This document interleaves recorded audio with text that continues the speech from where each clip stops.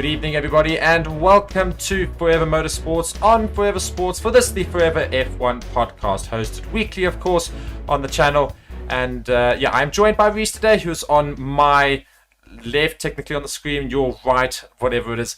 Reese is down in Durban, and of course, we are all looking forward to the Canada Grand Prix this week. This is not the preview. The preview comes on Thursday, but nonetheless, this is our weekly show. And lots of other things to talk about with regards to F1 since the Spanish Grand Prix. And Reese, I hope you're well. And just let me know how you're feeling going into this week with regards to Formula One news in general. Yes, well, certainly looking forward to this weekend. I think it's going to be very exciting. I think a lot of teams are still trying to get to the bottom of their new upgrades. Certainly Mercedes will be wanting to get to the bottom of theirs. So we could see them hopefully making some more gains this weekend, as well as Aston Martin are supposed to be bringing a big upgrade package as well. So whether they're going to be fighting at the top, we'll have to wait and see. It could be a very exciting weekend. Yeah, and lots of news to go through. I say lots. There's some news to go through. There hasn't been a massive amount of breaking news and otherwise, some things that we would see throughout the week. But we have got a few things and updates about Lewis Hamilton and his contracts and his potential teams going forward. Toto Wolff and Hamilton talking about the current challenges with Red Bull. Wolff throwing support to Günther Steiner. Steiner, of course, in terms of the FIA, after Steiner got a warning from the FIA. Jeremy Clarkson has been in the talk for the last week. And, of course, a little bit closer to home for us South Africans, we've got a little bit of positive news, a little bit of a glimmer of hope with regards to the South African F1 race, potentially actually still a possibility. So we'll go through all of that, of course. And, I think let's head on right to the next studio. Then we've got Fernando Alonso up there in the middle there. But Fernando Alonso's teammate, Lance Stroll, will be at home this week in his home Grand Prix in Canada. But you say that Aston Martin are going to be bringing upgrades to Canada. And can you elaborate a little more on that, or is this just still a little bit unknown? Do we not know what's happening quite yet? I don't think we know too much what's happening, but I mean, it will certainly be track specific as well. I mean, Canada is such a high-speed track, as I'm sure you know, Mark, from us playing and practicing in the Formula One game. But yeah, I mean, that could be track specific, so they could have a new rear wing for that, possibly a new double diffuser. They might be trying to go a little bit more towards Red Bull's philosophy. We don't really know. We'll have to wait and see, though. Yeah. Just got a comment here from Nick. Hello, Nick. Welcome to the show. Be sure to stick around. It says, how long do you think Max versus the rain at the top will last? Months or years? What's your prediction just quickly on that?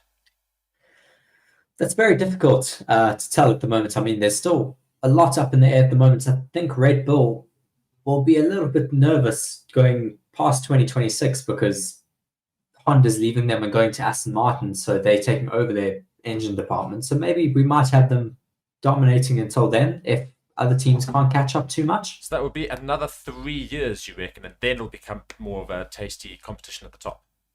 Possibly. I mean, there's also talks of making cars lighter. So that could be finally going towards what we want to see, Mark, is smaller cars. Yeah, I want to see smaller cars. It certainly make most of these circuits better. And that's often the problem with regards to overtakes, of course. Is most of these tracks now just seem so small with these massive cars compared to what they used to be. And I think also the next likelihood is, of course, to do with Mercedes have finally gone back to the side pods. So maybe next season they will actually significantly improve their car and come back at Red Bull for next season. But whilst we're on the talk of Mercedes, of course, our big title of the show, and that's Lewis Hamilton possibly staying at Mercedes after all. And I've just got a little article here from The Express, and it says, F1 Live, Hamilton and Wolff prepare announcement with regards to his potential staying at at Mercedes. Just going through, it says, though Toto Wolff has since urged his team to be realistic with their expectations and claimed that everything fell right for his drivers, he explained, we need to be realistic with regards to the future of our drivers. I think I've opened up the wrong article there. But Lewis Hamilton saying that he's enjoying the current issues at the top, the competition at the top with Red Bull, but saying that he believes him and Mercedes will get through down, as they say. He says through up and downs. I think it's been a pretty incredible journey. But it says that we will come back and we will get this car working again, basically, in summary. And we'll go back to what he says exactly. But basically hinting at the fact that he will be staying at Mercedes to do that. So is that pretty much not really much news? Because I mean, we sort of did recognize, of course, everyone going and saying, oh, Ferrari's going to snap him up, but it just doesn't sound like it's likely, does it? I mean, I've got another article here from Sky Sports, just with another quote from Toto Wolff saying it is going to happen soon, and we are talking more days than weeks. So it could happen before the Canadian Grand Prix, Mark. Yeah. And that would be, of course, a great boost to Mercedes understanding their future, knowing that Hamilton and Russell will be in the car probably for the next 3 years at minimum.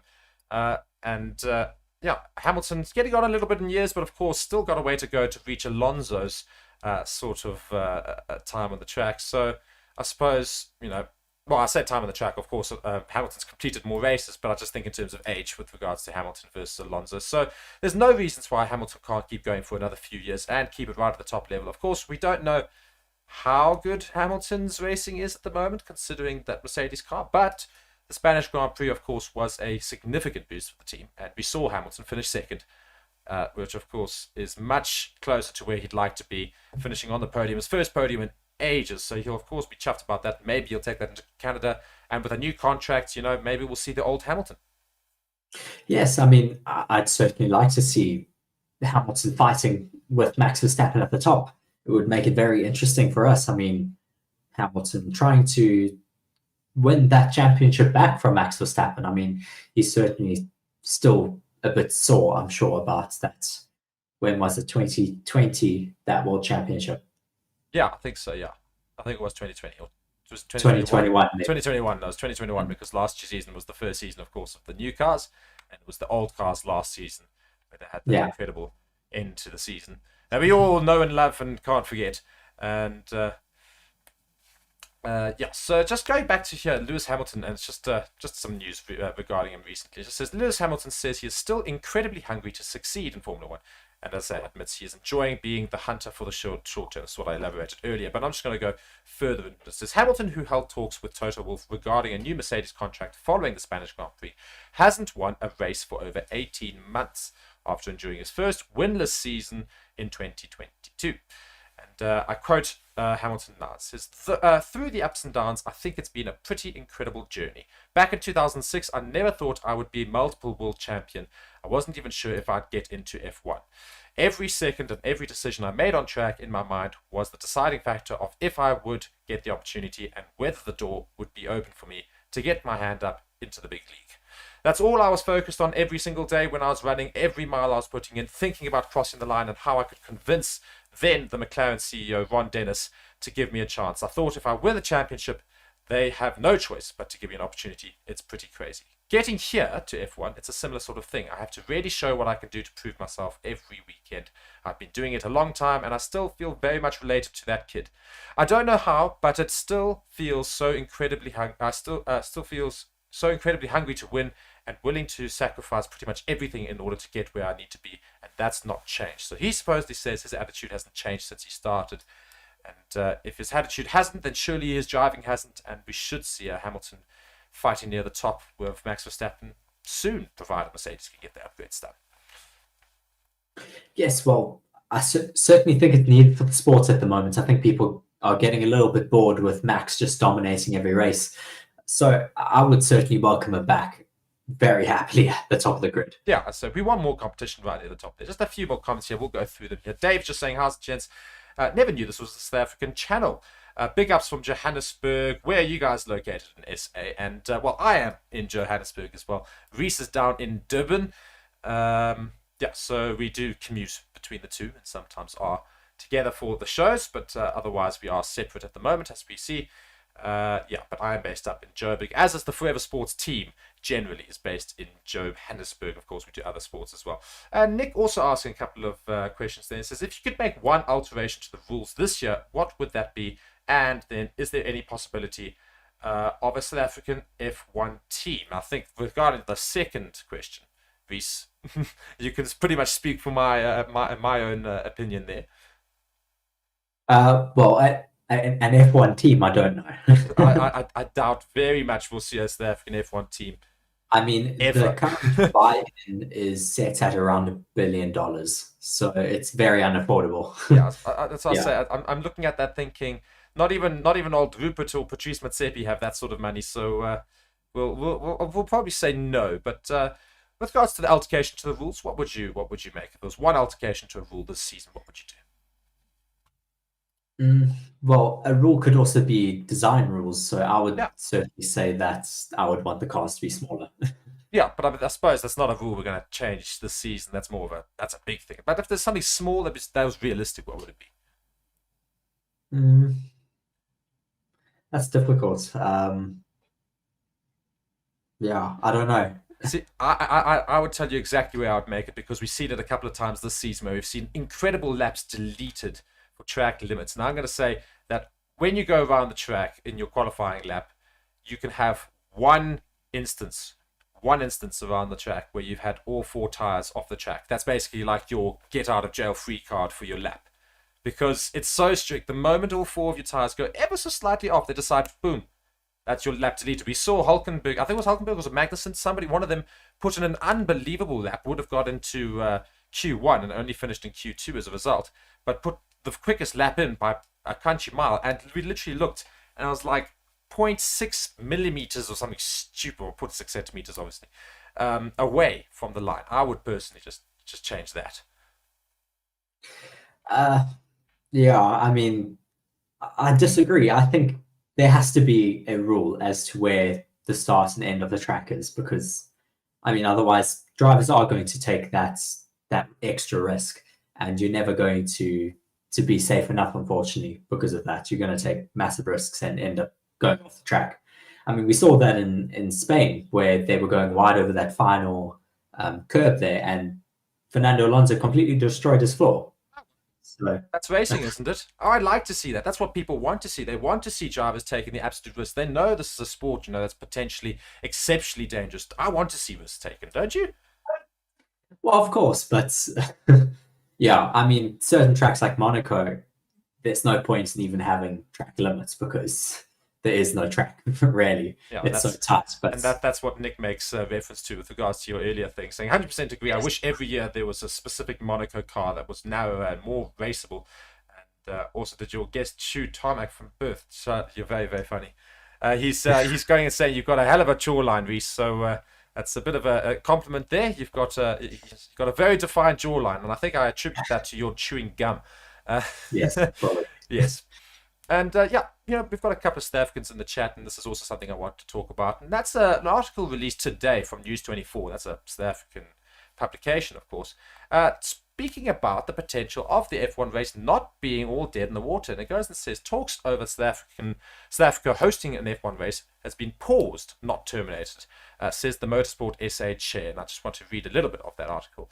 And it says, though South Africa's hopes to appear on the 2024 Formula One calendar have been derailed, Motorsport South Africa chairperson Anton Roux is adamant that talks will continue when the time is right. Roux, a member of the Senate of the FIA, confirmed to News 24 that he is not giving up on ambitions to host an F1 race in the country in the future. And he says, all the discussions have been paused and not terminated.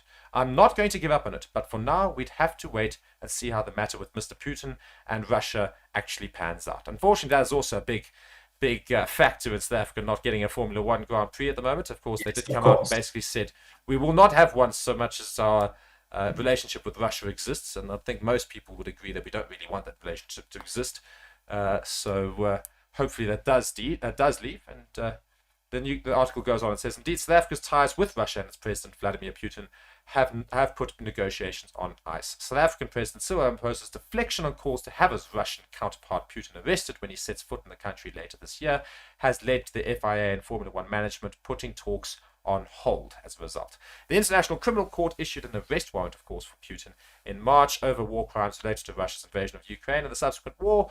But as a member of the ICC, South Africa are theoretically required to arrest Putin under the court's warrant. And as a result, we seem to be inviting him here, and all of the chatter with regards to that is the reason why Formula One will not engage with us regarding talks for a Formula One race in the country. So at the moment that whole situation leaves, and hopefully in a good light for South Africa, maybe we can engage that conversation again. Yes, it's rather disappointing, of course. I mean, I'm not going to get into the politics, but yeah, it's disappointing that we're not going to be able to host a Formula One race until we do kind of sort that out. But I mean, I agree with the Formula One group's reasoning for sure. I completely support them. Yeah, as I said, you can't really blame them.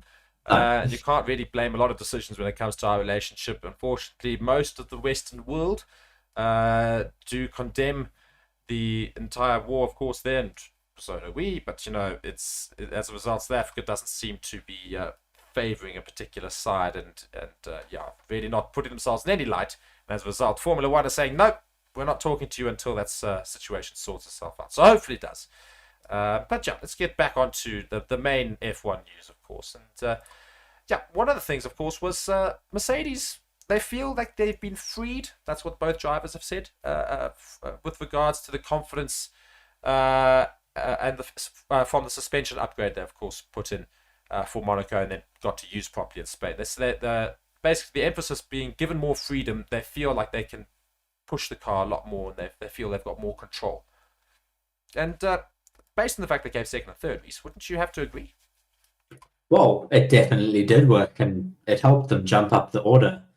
Certainly, compared to Red Bull, they still are quite a bit off. I mean, Red Bull have consistently had a 20-second or more gap at every single race this entire calendar year so far. So, I mean, everyone else hasn't really made too much of an inroads on Red Bull, but Mercedes has made certainly a big step forward compared to everyone else. Yeah. And if that's how much progress they managed to make with these first upgrades and the side pods being put on, imagine how much progress they can do in the coming races, because now they know what car they're going with. They know it's a much, much quicker car. It's much, much more controllable and better car, essentially. So they know what they can work on, and we know how good the Mercedes AMG team are with regards to Formula One's engineering department. But maybe we do see them improve dramatically, and suddenly, out of nowhere, we do have a team competing with Red Bull, which would, of course, be great. Do you see that thing? Well, I always expected them to make a comeback. I didn't think it was going to take them this long, to be honest. I always thought they would get to the bottom of that zero side pod concept. It looked like it had a lot of promise from the get-go, but didn't really make too much of a difference really out on track. And they kind of just fell behind, and now they are really on the back foot. But I mean, for the first race first normal race, traditional racetrack with those side pods, without all the data that the other teams have, they did quite well. Yeah.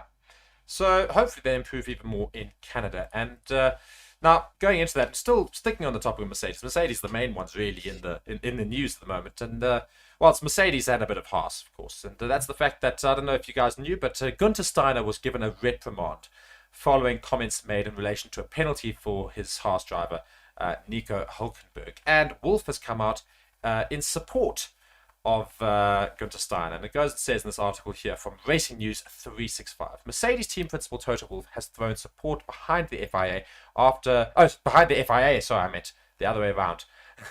not supporting Gunther Steiner, but thrown support behind the FIA after his Haas counterpart Gunther Steiner was warned for comments made about the racing stewarding in F1.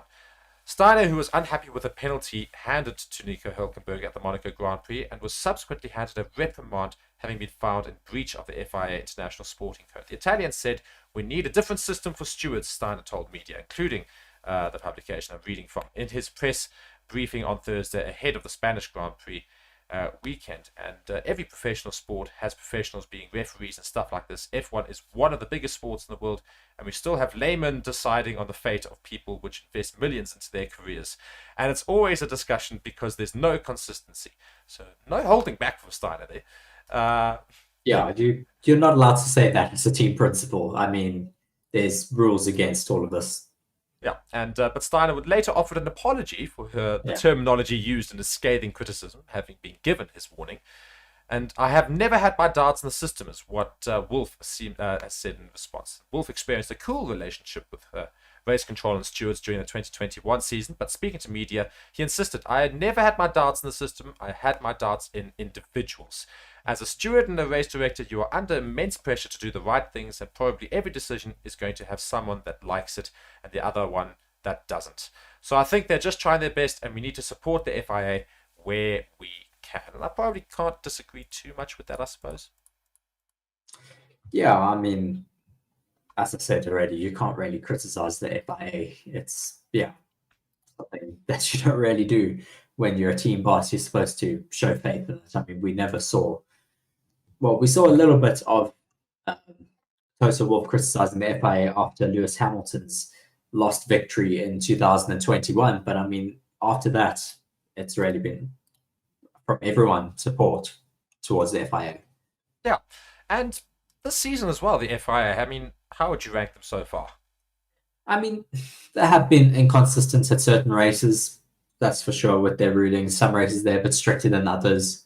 I mean, I think they're still trying to get to a happy medium with it. I mean, some races we've had multiple safety cars and red flags out of nowhere. I mean, thinking back to Australia, we had how many red flags in the space of like half an hour?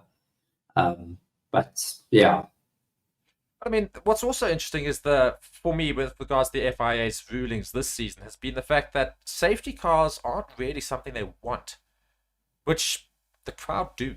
It's an interesting one, because we've only really seen virtual safety cars most of the time, if we do have one, and otherwise they've been very quick not to, in the recent races at least, not to put a safety car out, because obviously the virtual safety car is more fair in terms of those who gain a big advantage on those behind them, but it also doesn't allow for close racing after that restart. We love to see a safety car restart. It's a little bit more action that the crowd gets to see. Maybe something interesting happens. It's a chance for those drivers that fall behind a little bit, maybe from a mistake or two or something, to take it back. Strategies get changed.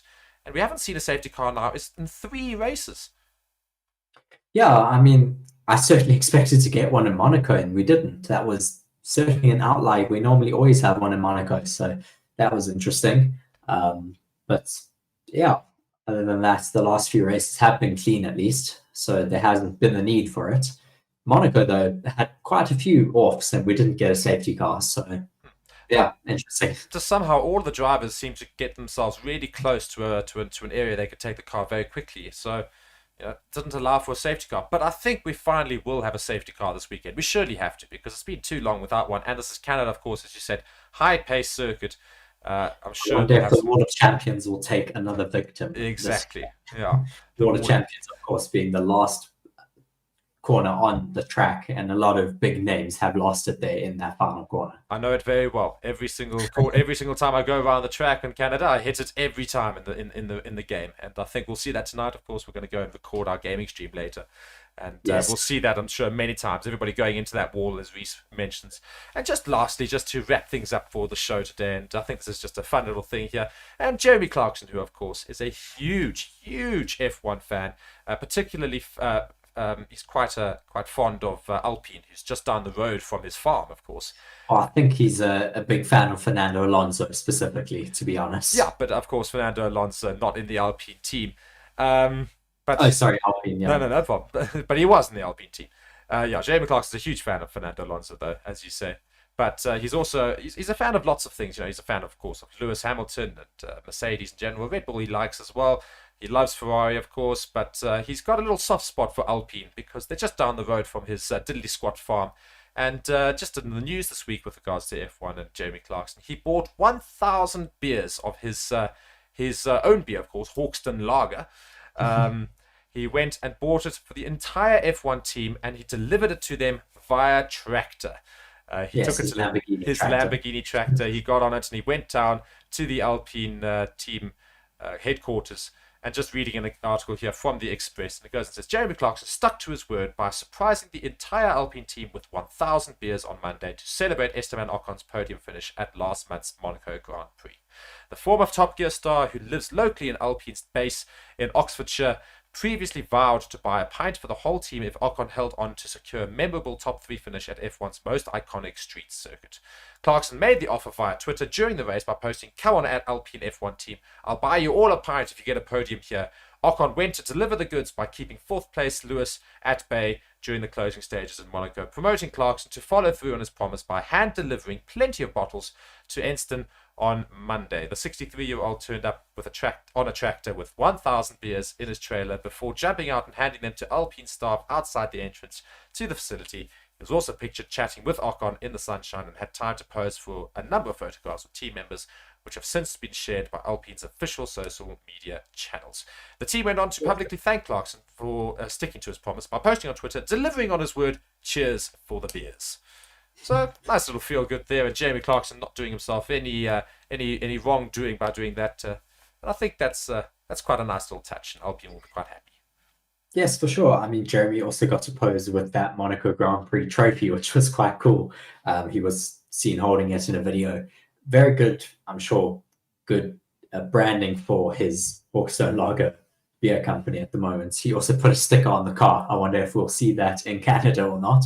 I love that. Yeah, I doubt that, but it would be quite cool if they do leave it on. Yeah, if you guys are interested, you should go and check the video. There's a little video where he sneaks up to the Formula One car just there, and he happens to just attach a Hawkstone Lager sticker right near the driver's seat, which is quite funny. Yeah. But yeah, I mean, that's sort of going to bring us a bit to a close here for this week's Forever F1 podcast. Of course, we've got the Canada Grand Prix this week, and we will have a preview show or / a preview video probably on Thursday. Can't decide if I want to make it live or not yet, but we'll have that on Thursday, of course, for the Canada Grand Prix. It's quite a friendly timed Grand Prix. I thought it would be horrible, but it's actually very friendly for those in Europe and Africa. Those in East Asia, not so friendly, guys. You are going to be very, very early in the morning for your race. But of course, we will catch you there on Forever Motorsports and Forever Sports. And Reese, just some final thoughts heading into this weekend. Is there anything that you predict very, very quickly? Of course, don't want to get too much into it. Yes, well, I just had one article that I did want to read. Oh, go for it. Just from Charles Leclerc speaking about Ferrari and how they need to perform this weekend. He's given them a little bit of a demand going into Canada, just saying that they need to get to the bottom of things. They need to focus on themselves and to understand their issues surrounding the tires, because they apparently had some issues during those tire testing in Spain. So he wants to just get to the bottom of that a little bit and then focus on the race weekend ahead. Hopefully they'll have a little bit more confidence after that 24-hour Le Mans win. So we don't know. Maybe see a bit of an improvement from the Ferrari garage. At least something Ferrari won. Yes, I know, finally. Yeah, and Reese apparently is doing a video on the Le Mans Grand Prix win for Ferrari, a historic win, of course. Last time they won it was 1965. They also haven't been in Le Mans for ages. So fantastic for them to... 59 years, I think it was. Yeah, so... Yeah, fantastic for them to come back with a victory as well. So great win for the Le Mans Ferrari team. Could the F1 team try and replicate something similar? But we'll have to see this weekend going into Canada. Guys, thank you so much for joining us for this week's Forever F1 podcast with Reese and myself, Mark. Of course, we will see you this weekend. And stick around on the channel. Be sure to subscribe, like the video, and go check out some of our other content on the channel as well. And otherwise, our partner channel, Forever Motorsports, which is dedicated just to motorsports. And we will see you in the next one, guys. Thank you so much for watching. Goodbye.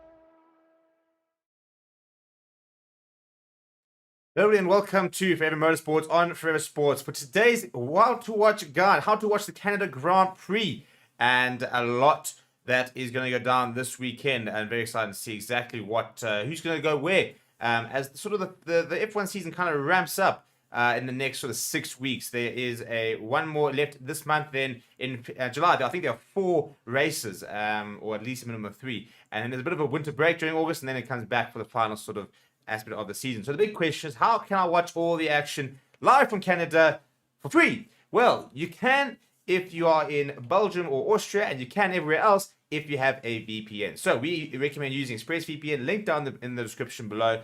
And yeah, before we look at how to watch the race and all the build-ups and the practices and the qualifying, please do smash like on the video. Please do subscribe to the channel as well. Okay, so first things first, you're going to download ExpressVPN. Link down in the comments below. I recommend getting a 12-month subscription. It means you'll be able to watch all the F1 action throughout the season. If you're a rugby fan, you'll be able to watch the entire Rugby World Cup. We do how to watch videos on all the various different sports and stuff. So first things first, we're going to show you how to watch on Service, which is an Austrian free-to-air channel. So first things first, you're going to download ExpressVPN, you're going to install it. You're going to click on that those three little dots over there. Those will bring up all the locations. You're going to click on Austria, and you're going to click on this middle one over here, and you're going to click Connected. Now, because I'm connected to an Austrian server, there we go. That's Service on TV. That is live right now, and it's that simple. The link to the race itself and all the Formula 1 action is in the description. But it'll take you straight to Service. As long as you connect to an Austria server, bang, you can watch it. It's free registration, no credit card details, nothing, and you can watch all the action live. It is literally as easy as that. If you do not have a VPN on, for example, and you are outside Austria and you try and access it, then it'll just come up and it'll say that it is not available in your location.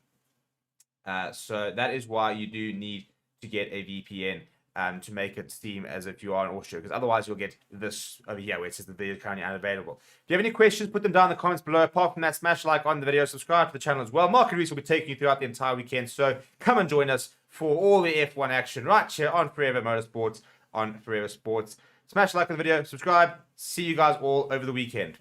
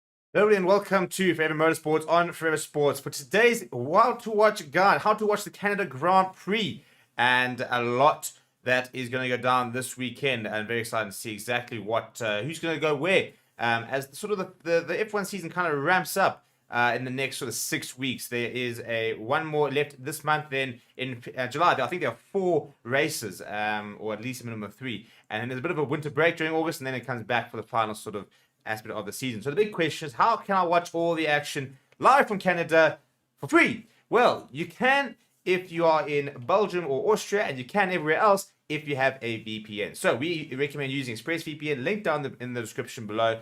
And yeah, before we look at how to watch the race and all the build-ups and the practices and the qualifying, please do smash like on the video. Please do subscribe to the channel as well. Okay, so first things first, you're going to download ExpressVPN. Link down in the comments below. I recommend getting a 12-month subscription. It means you'll be able to watch all the F1 action throughout the season. If you're a rugby fan, you'll be able to watch the entire Rugby World Cup. We do how to watch videos on all the various different sports and stuff.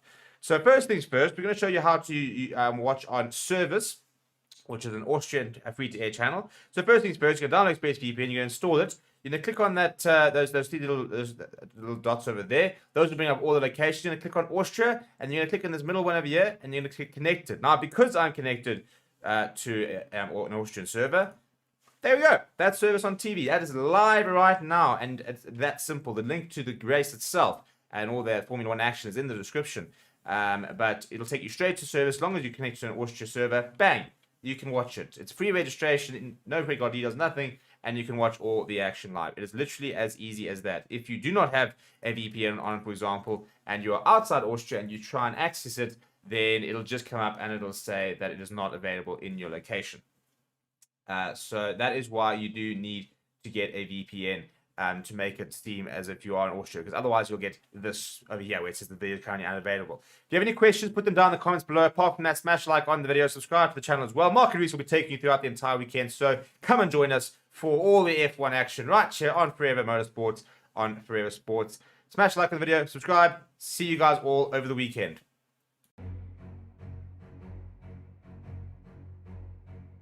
Ferrari beat Toyota to take a historic victory at the 24 Hour of Le Mans after half a century's absence. Hello and welcome to Forever Motorsports on Forever Sports. Ferrari won the centenary edition of the 24 Hour of Le Mans with their 499P, driven by Alessandro Pierguidi, who shared the number 51 car with James Calado and Antonio Giovinazzi. On the Italian manufacturer's return, the race win did not come easily, with their number 51 car running close to the number 8 Toyota for most of the race. There were a few hairy moments for the Ferrari, such as a small off in the early hours of Sunday morning, and a technical issue during a pit stop in the 19th hour which brought the Toyotas back into contention. However, Pierguidi took the checkered flag for Ferrari, finishing 1 minute and 21 seconds ahead of the number 8 Toyota. Ferrari have made a strong comeback to the World Endurance Championship, 58 years after their last outright Le Mans win with Maston Gregory and Johan Rindt in 1965, when they beat the 4 GTs to take victory at Le Mans. Their performance last weekend shows how Ferrari are fiercely dedicated to getting on the top step of all forms of motorsport. Hopefully Ferrari will also be able to take some of the lessons learned from Le Mans into their Formula 1 program, and help the Italian suit take the win at the Canadian Grand Prix. Let us know down in the comments below what you think of Ferrari's performance in Le Mans. Also make sure to subscribe to the channel if you are new, and we will see you next time.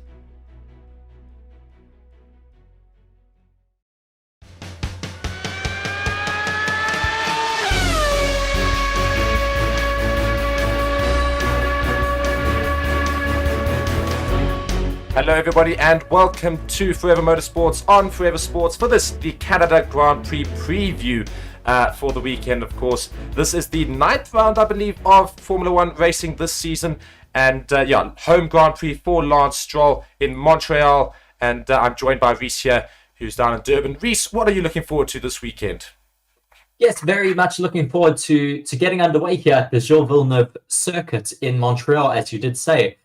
It is going to be a very exciting race weekend, I think, ahead of us. This track has always provided some great races. There's also some mixed weather conditions coming ahead of us this weekend, so we'll have to wait and see what happens in terms of the weather. Will we get a wet race, a wet qualifying maybe as well?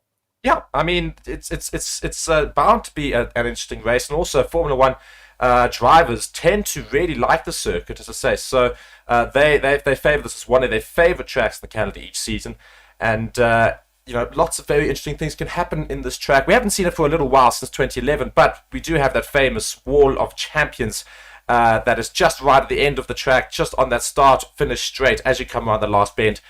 We've seen drivers hit that wall before. The last champion to do so is Sebastian Vettel, and I'm sure we're going to see one of the drivers on the grid hitting that wall again this weekend, and we'll finally have a safety car perhaps this weekend, because the last 3 races we've not had a single safety car, which is unheard of in Formula One.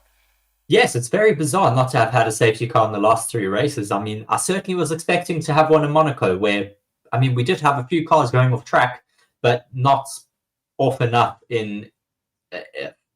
to call for a safety car. But I mean, yeah, maybe we will get one this race weekend. Will we get some more groundhogs running across the track? We've seen it in the past here. I mean, we might get some of that again, but I don't know. Maybe we'll get another clean race weekend where we don't get another safety car. It's very weird. Hope not, if I'm honest, because I think the safety cars are certainly what provides a lot of entertainment and changes up strategies. And I think at the end of the day, what's really benefited Red Bull for the last few races is the lack of safety cars. They haven't had to try and restart and get ahead of the pack again and risk not taking a bit of damage and stuff like that. So hopefully we will see a safety car come out, and at least makes the midfield battle and even the top of the grid battle very interesting. Also, lots of upgrades coming this weekend for a particular green team who are treating this as their home Grand Prix, of course. That's Lance Stroll and Aston Martin. So we'll go through those upgrades in a bit. But just going back to the circuit in Montreal, just some facts about it. The first Grand Prix was hosted in 1978. The number of laps are 70. The circuit length, 4.361 kilometers. And the total race distance is 305.27 kilometers. And yes, we go and talk about that Wall of Champions, which has had Damon Hill, Jacques Villeneuve, and Michael Schumacher all colliding in the same wall. So Sebastian Vettel also in 2011 went into that wall. So could it claim Max Verstappen this weekend, or even Lewis Hamilton? Previous champions, of course. That's going to be the story that needs to be unfolded. So we're just going through here and looking now at just Aston Martin and Alonso actually calling this a dream reality of double podium in Montreal, as they aim for an aggressive target. Now, Alonso goes and says he basically is hoping that Aston Martin can somehow pull out a double podium. Do you think that's at all possible? I mean, I think we'll have to wait and see what happens with their upgrades. They are supposedly bringing a massive upgrade package this weekend to be able to take the fight to Mercedes. Mercedes made a big jump last race weekend in Spain, but will that new upgrade package from Aston Martin be able to help them compete? We'll have to wait and see. I mean, there's also some other teams bringing some big upgrades this weekend, so we might get a bit of a shake-up. Whether Aston Martin will be able to take that 1-2, I don't really know. Maybe Fernando Alonso might be able to finish a bit higher, but I'm still very skeptical about Lance Stroll being able to finish on the podium. Yeah, and we have seen so far this season that home Grand Prix have not favoured the drivers at home. I mean, we go and look at Monaco. Charles Leclerc, not a great race at all for the Monegasque in Monaco. We go and look at Logan Sargent in Miami, finished stone dead last. Actually, I'm not even sure he finished the race. I think he DNF'd, didn't he? I can't remember. Either way, he was definitely last and 20th. We go and look at the 2 Spanish drivers of Fernando Alonso and Carlos Sainz in Spain. Not a fantastic race weekend for them either. So the home Grand Prix have not really been favouring drivers much at all. I mean, also Oscar Piastri in Australia didn't have a great race weekend in Australia at all. So Lance Stroll now, the next home driver for Canada, it's not boding well based off of the first few races of the season.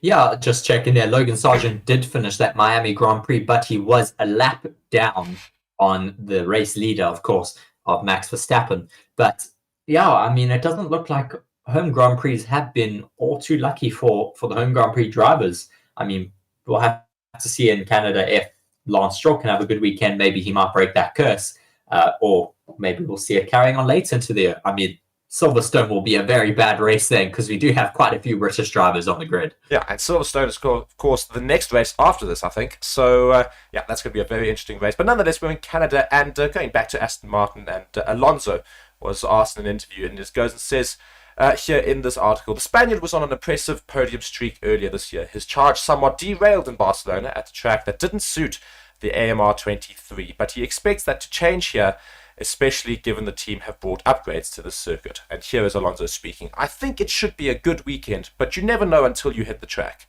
We also had expectations in Barcelona, and we didn't perform in that race. Let's see. We have a couple of new parts in the car as well as this, at this race. Depending on the weather, we will try to test them and validate them, and hopefully can be a little more competitive than Barcelona. Just carrying on here, it says here, or let's say here, you need to have obvious confidence in the car. It's a semi-street circuit. You get very close to the walls. You need to ride the curbs as well. It's a bumpy circuit. Weather normally plays a big factor here, as it will do again this weekend. Experience always helps. This is the 17th or 18th Canadian Grand Prix for me, so that always helps. I mean, that's insane. 17th or 18th Canadian Grand Prix. I mean, he's been in the sport way too long, Fernando Alonso.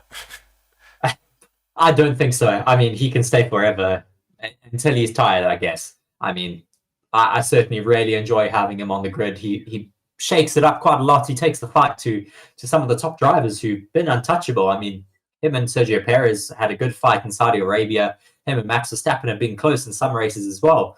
I mean, I'd like to see him in a very competitive car, being able to take it to the Red Bulls. It will just make the season so unforgettable if he is able to really take the fight and maybe challenge for the championship.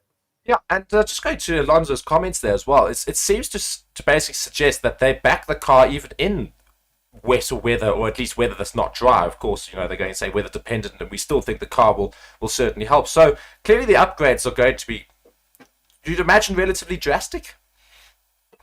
Well, I think they'd have to be. I mean, Mercedes have brought big upgrades to Spain, well, to Monaco, and then it worked in Spain.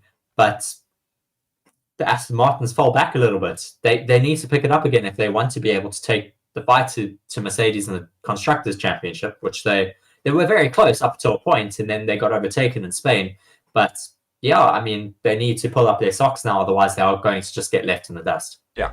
Lawrence Stroll, of course, aiming for a double podium this weekend. It is a home Grand Prix for Aston Martin's one driver and their owner. So it's a big ask, of course, for both of his drivers, but maybe Aston Martin can do it with their brand new upgrades. However, they are challenging the likes of Mercedes, who, of course, wowed the world with their new upgrades, finally coming back into the fight a little bit. And on that, Lewis Hamilton has got new contract news, and also talking about the progress the car has been made.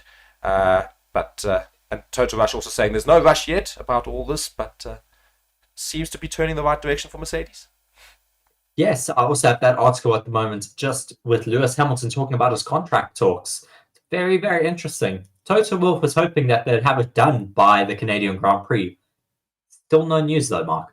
Yeah, I mean, it's supposed to start today, of course, so it is very interesting that there's still no news. However, I'm sure it's not too much of a problem. Maybe they're just ironing out a few last-minute things and just a couple of agreements and otherwise. And yeah, just going into the article here, and it just goes and says, we had a good meeting just recently. This is Wolf speaking, of course. They are very complex contracts. It's not just a simple driving contract. Oh, sorry, this is Hamilton speaking. Yes, Hamilton. Right now, I'm planning to be here and racing for a decent chunk of time. You have to just you've got to just explore all avenues in the sense of how you can continue to expand your partnership with such a great organization. It's not as easy as just saying go ahead, and I don't have to be in a rush. He added in Thursday's press conference, I've seen Toto. We have talked several times. We have a great relationship. It will get done when it's done. If that's next week and month's time, as long as it's done, I'm not really bothered. And also asked whether progress has been made. The 7-time world champion answered, yep, nothing else new to add. So, yeah, we'll see. Yeah, I wonder if talks are just stalling a little bit. I wonder if Hamilton's just trying to waste time to see if they do maybe get to the bottom of this car. If they are able to be competitive, then maybe he will stay. If not, then I'm sure he has a lot of other teams that are certainly very interested in him. I mean, He's a 7-time world champion. He's going to have some demand for sure. And now looking at Red Bull, and mainly Sergio Perez, in fact. And I've got an article here that goes and says Perez has targeted Canada as his restart, basically, to the season.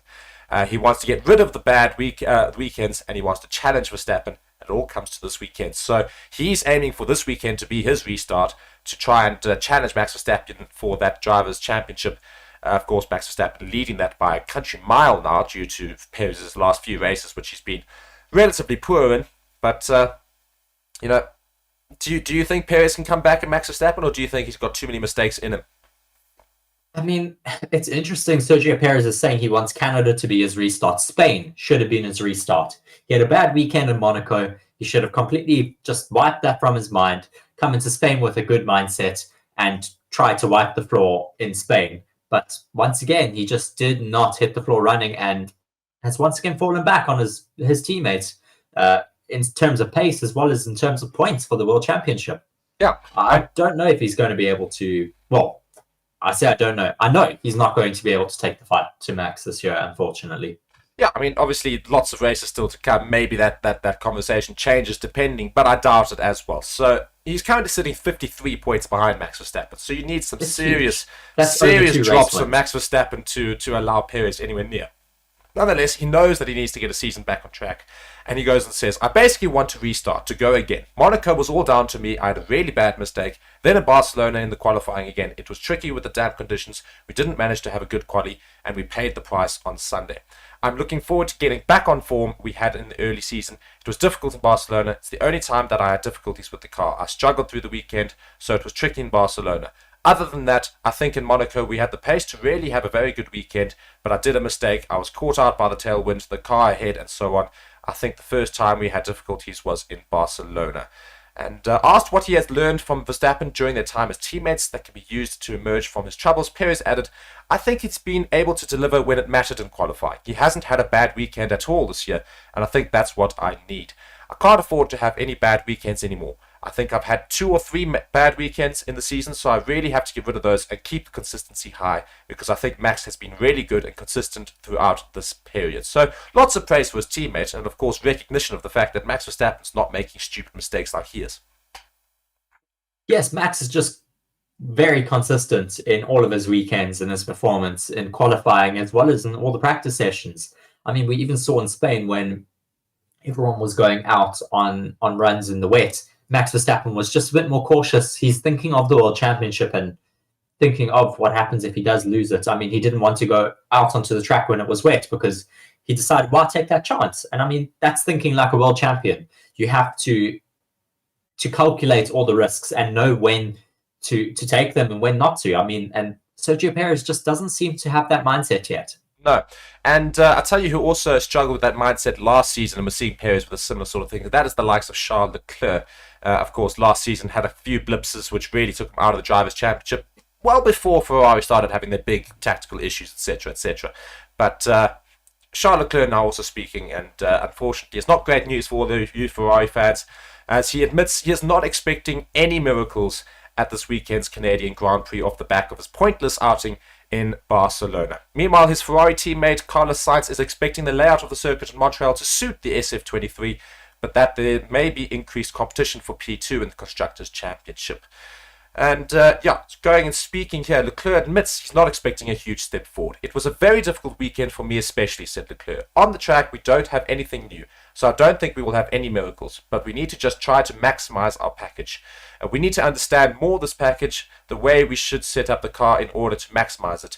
In Spain, we were quite easily off the window, and then we were losing quite a bit of performance. So we've learned a lot, but I don't think it will be a huge step forward. So as a Ferrari fan, you must be reading that going, yeah.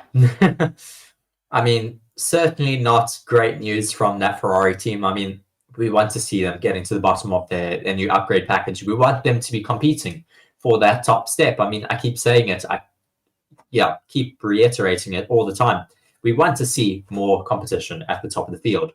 I mean, Ferrari just needs to start learning now. I mean, their World Endurance Championship team won on their debut back at Le Mans. I mean, that's not an easy feat to do. Certainly, they can take some of that information from that team or some of those personnel who certainly seem to be doing very well, take them across to your Formula One departments and get them to help out, because you certainly need the help at the moment. Yeah. And it's quite interesting, isn't it, that the way Ferrari have been talking, and Leclerc and the whole setup in Formula One for Ferrari have been talking this season. They're basically like us. They're just watching, basically from the midfield of the race. They can see exactly what's happening. I mean, Leclerc goes and answers here to a question as to what's expecting Sunday afternoon. He says, I feel like Aston Martin will be doing a step forward this weekend. Red Bull, they will always be in front, as always. Mercedes, I think, are the team. We don't really know where to put them coming this weekend, but at the end, it doesn't matter. We just need to focus on ourselves. And it's hilarious because he goes and adds the focus on ourselves at the end of that, but basically it goes and shows what Ferrari's problems are this year.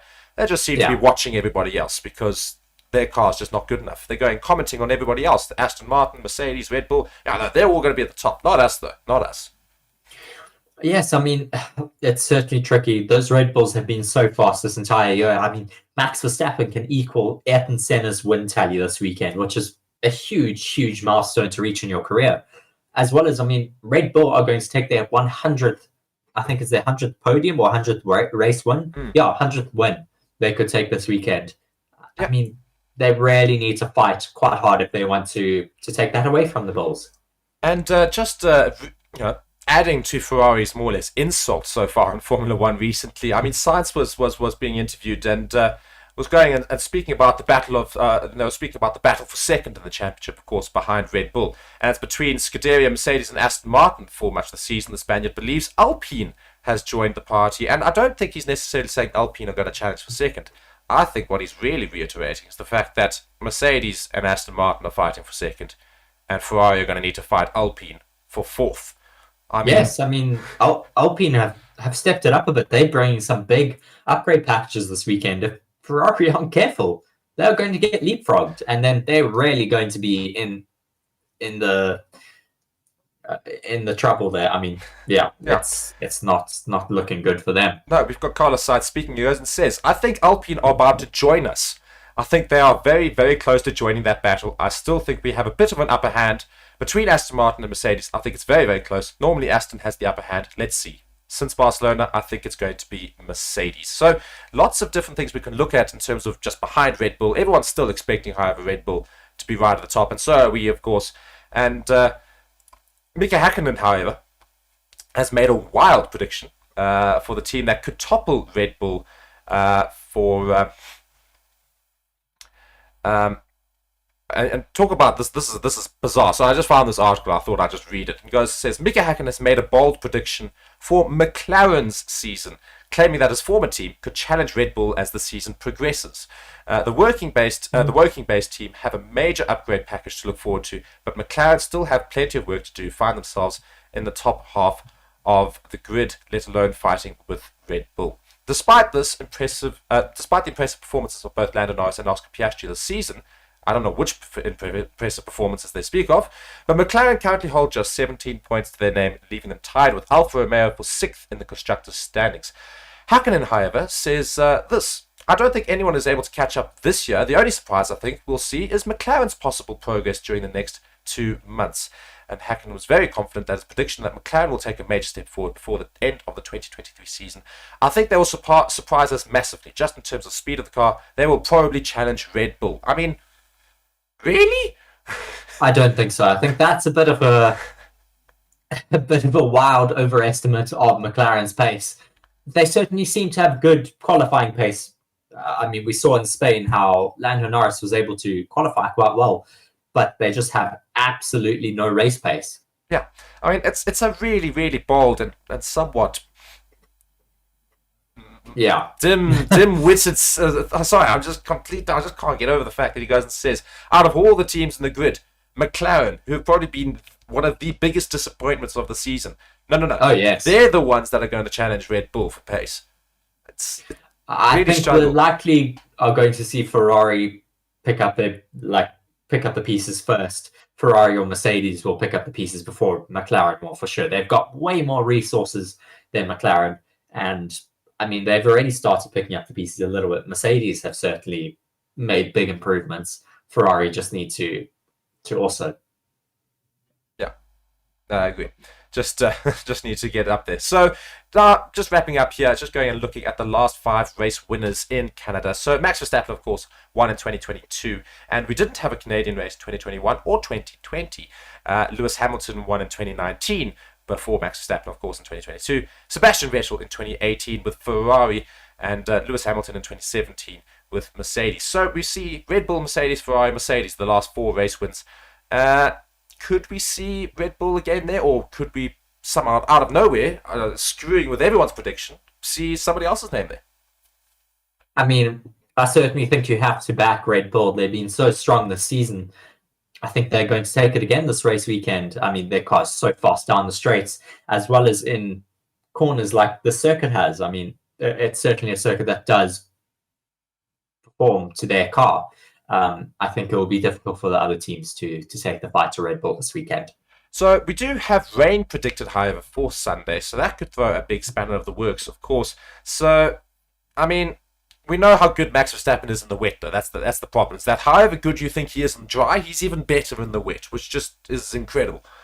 Well, you say that, but he did struggle a little bit in Monaco, down to the fact that the car was, of course, set up for the dry. But, I mean, Fernando Alonso was quite quick in the wet there. Yeah, I was going to go and say Fernando Alonso is the only other driver I'd go and say who competes with Max Verstappen in the wet, because he is an incredible wet track driver. And you also cannot discount or and not include Lewis Hamilton. He is absolutely fast in the wet as well. He's shown in the past how he's been so dominant. I think it was Portimao a few years ago when it went from wet to dry conditions, and he stayed on a set of intermediates until they pretty much wore down to a set of slicks. He is extremely, extremely talented in the wet as well. We definitely can't count him out. No. So what it speaks to is experience. So the experienced driver is going to favour themselves in the rain, and we've seen those not with much experience, as we saw in Monaco, the likes of Logan Sargent, Lance Stroll, ending up in walls and otherwise, prematurely ending their races. So, it's not going to be a great weekend for Aston Martin if we do see the wet, because I do think Lance Stroll's going to really struggle in that. But maybe Fernando Alonso pulls something out of the bag and gets himself, I don't know, maybe even a race win out of nowhere. All these sort of things could come this weekend. And Reese, as a result, I'm going to ask, what is your top 3? What is your podium prediction for this weekend? I'm going to be a little bit conservative with P1, of course. I mean, it's pretty much a known at this point. Max Verstappen is going to take the race win. Then I'm going to say Fernando Alonso P2, and then Lewis Hamilton P3. Okay, that's quite. I don't expect to see any Ferraris near the top this weekend, unfortunately. Especially off of their comments as well, which has just been so dire, really, to read. I'm going to stick with you with Max Verstappen in 1, and I'll probably go Alonso in 2. But I think I'm going to say Perez in 3. I think Perez will have a relatively decent race as well. So I think it's going to be Max Verstappen, then Alonso, then Perez, and then I'll put Hamilton in 4th. So, yeah, that's my prediction. And let us know, guys, in the comments, of course, what your predictions are for this race weekend as well. And, thank you so much for watching. We're going to wrap this up now. Reece, do you have any final comments going into the Canada Grand Prix? Well, just really looking forward to this race weekend. I mean, as we've spoken about, it is going to be a very exciting weekend with those interchanging weather conditions. It should certainly throw a bit of a spanner in the works if we do get rain on Sunday. Maybe even get some rain in qualifying. That would certainly make things very, very exciting. But yes, please do come and join us for all of our streams that we will be doing. We'll be doing all of the practice sessions, qualifying, and the race on Sunday, of course. Yes. Thank you guys so much for watching Forever Motorsports. Be sure to like and subscribe to the channel and turn on all notifications, of course, to be notified about all future uploads. Thank you so much from Reece and me, Mark. You've been watching Forever Motorsports, and enjoy the Canada Grand Prix. Goodbye.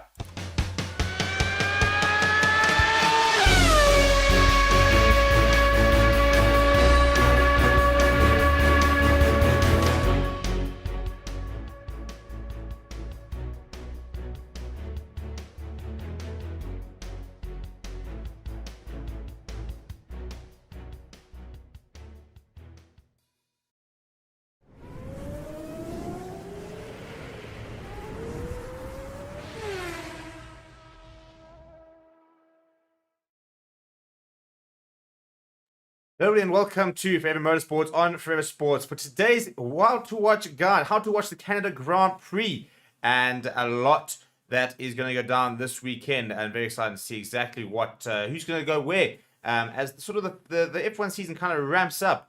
In the next sort of 6 weeks, there is one more left this month. Then in July, I think there are 4 races, or at least a minimum of 3. And then there's a bit of a winter break during August, and then it comes back for the final sort of aspect of the season. So the big question is, how can I watch all the action live from Canada for free? Well, you can if you are in Belgium or Austria, and you can everywhere else if you have a VPN. So we recommend using ExpressVPN, link down in the description below.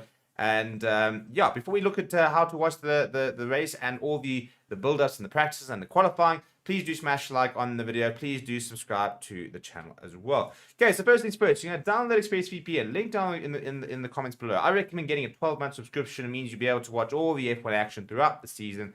If you're a rugby fan, you'll be able to watch the entire Rugby World Cup. We do how to watch videos on all the various different sports and stuff.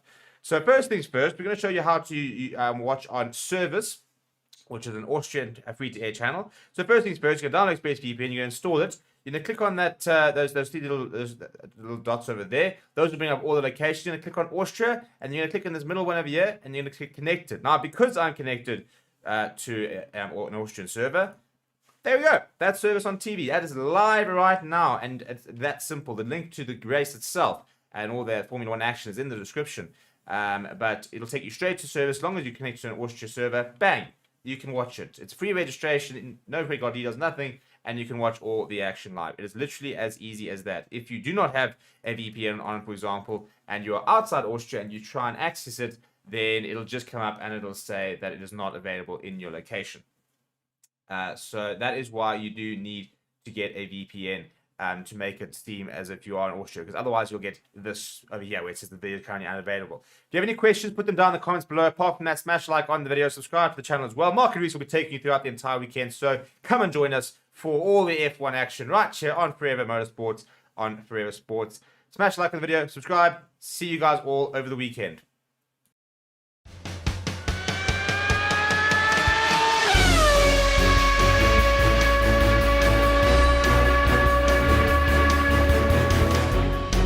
Good evening, everybody, and welcome to Forever Motorsports on Forever Sports. We've just finished watching day 1 of the Canada Grand Prix. Of course, FP1 and FP2. Not much to speak about in FP1, however, due to a massive issue with CCTV cameras, which caused a red flag for the entire session, which was eventually abandoned 10 minutes before the end of it. So it was a very long session of really nothingness. However, we did have a red flag caused by the Alpine of Pierre Gasly, who had a big gearbox problem and was subsequently replaced for FP2, where we had another 2 red flags, but at least a 1.5 hour session to make up for the lost session in FP1. Reese, what are some of the takeaways that you take from today? Yes, well, FP2 was certainly, obviously, the more interesting session. All we really took away from FP1 is the fact that Pierre Gasly's gearbox let go, and Gary the groundhog made a couple appearances on the stream because there was nothing really else happening. FP2, though, was certainly a very interesting session, an hour and a half of running due to that lost running in FP1. So there was a lot of teams trying to get to the bottom of their new upgrades. Aston Martin had brought a massive upgrade package to this race weekend, as well as Alpine and the Williams team. So they are all just trying to get a lot of correlation done for their new upgrade packages. We did have, though, in FP2, Lewis Hamilton taking the top spot of the timing boards at the end. With the Mercedes, they certainly seem to be quite rapid with their upgrades that they brought to Monaco.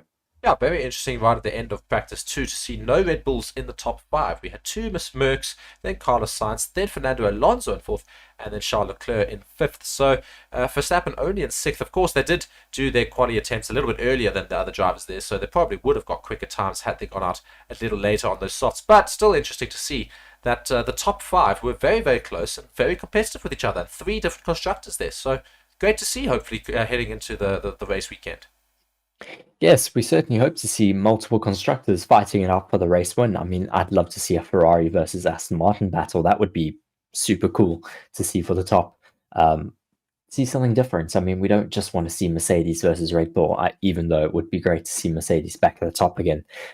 We want to see some different teams fighting for the race wins. Aston Martin has made some great progress from their start in Formula One just a few years ago with Seb and Lance Stroll. So great to see Fernando Alonso able to take that team a little bit higher up the grid. Yeah, and Lawrence Stroll was really aiming to try and somehow get two podium positions, two podium finishes rather, in this Grand Prix. So it's a tall ask for the Aston Martin team, but Fernando Alonso's there and thereabouts with pace so far. And after FP2, of course, we still have to see what happens in FP3 and qualifying.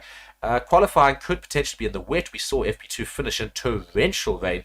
My words, seriously, massive amounts of rain. It's basically impossible to drive in. And so lots of potential rain coming for qualifying tomorrow. So that could throw a big spanner in the works in terms of pace. And maybe it does result in that sort of thing happening. Maybe that's an advantage to Aston Martin. Yes, well, Aston Martin, as you said, are quite good in the rain. We saw in Monaco how Fernando Alonso seemed to have some good pace. I mean, it should give us a great race to watch, at least on Sunday. We don't know if the Mercedes are any good in the rain with their new upgrades. I mean, they seemed all right in Monaco, so don't really know just yet. No, and however, they did manage to finish FP2 right up there in the 113s in first and second. A great show put on by the Mercedes drivers of Russell and Hamilton, who took forever to get those quick laps in, of course, doing a long race in the beginning, and only decided to come out soft after that red flag to Hülkenberg about half an hour into the session. Alpine, however, going to be a little bit concerned, surely, because it sounds like it might be another gearbox issue. Gasly, of course, had that gearbox issue in the first 3 minutes of practice 1, before it was, of course, abandoned, basically.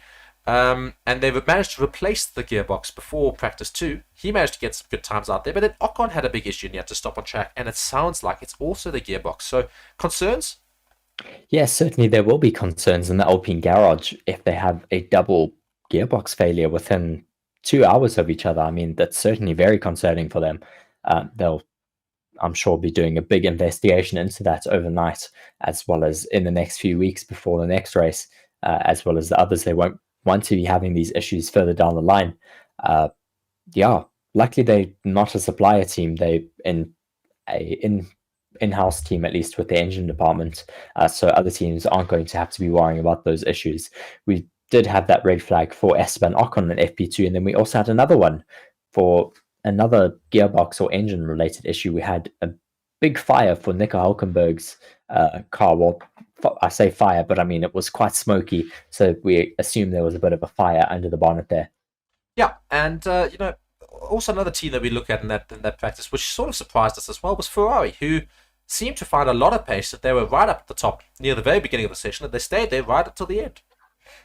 Yes, Ferrari seems to have quite a lot of pace. I mean, we didn't get great runs from the Red Bulls on those soft tires, so not very indicating at the moment of where they stand, but Ferrari seem to be quite strong. I mean, once again, Mercedes seem to be on top of them, but maybe they still have a little bit of pace in hand.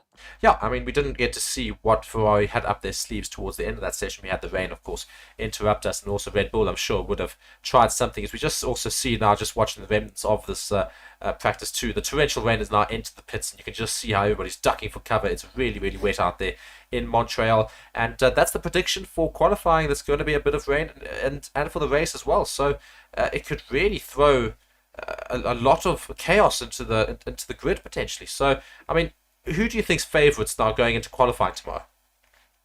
I mean, I think we can't rule out Fernando Alonso. He should be very quick in qualifying. I mean, Max Verstappen, of course, as well, is going to be very fast, as well as his teammate Sergio Perez, as well as both of those Mercedes. So it's anyone's game, really, for pole tomorrow afternoon.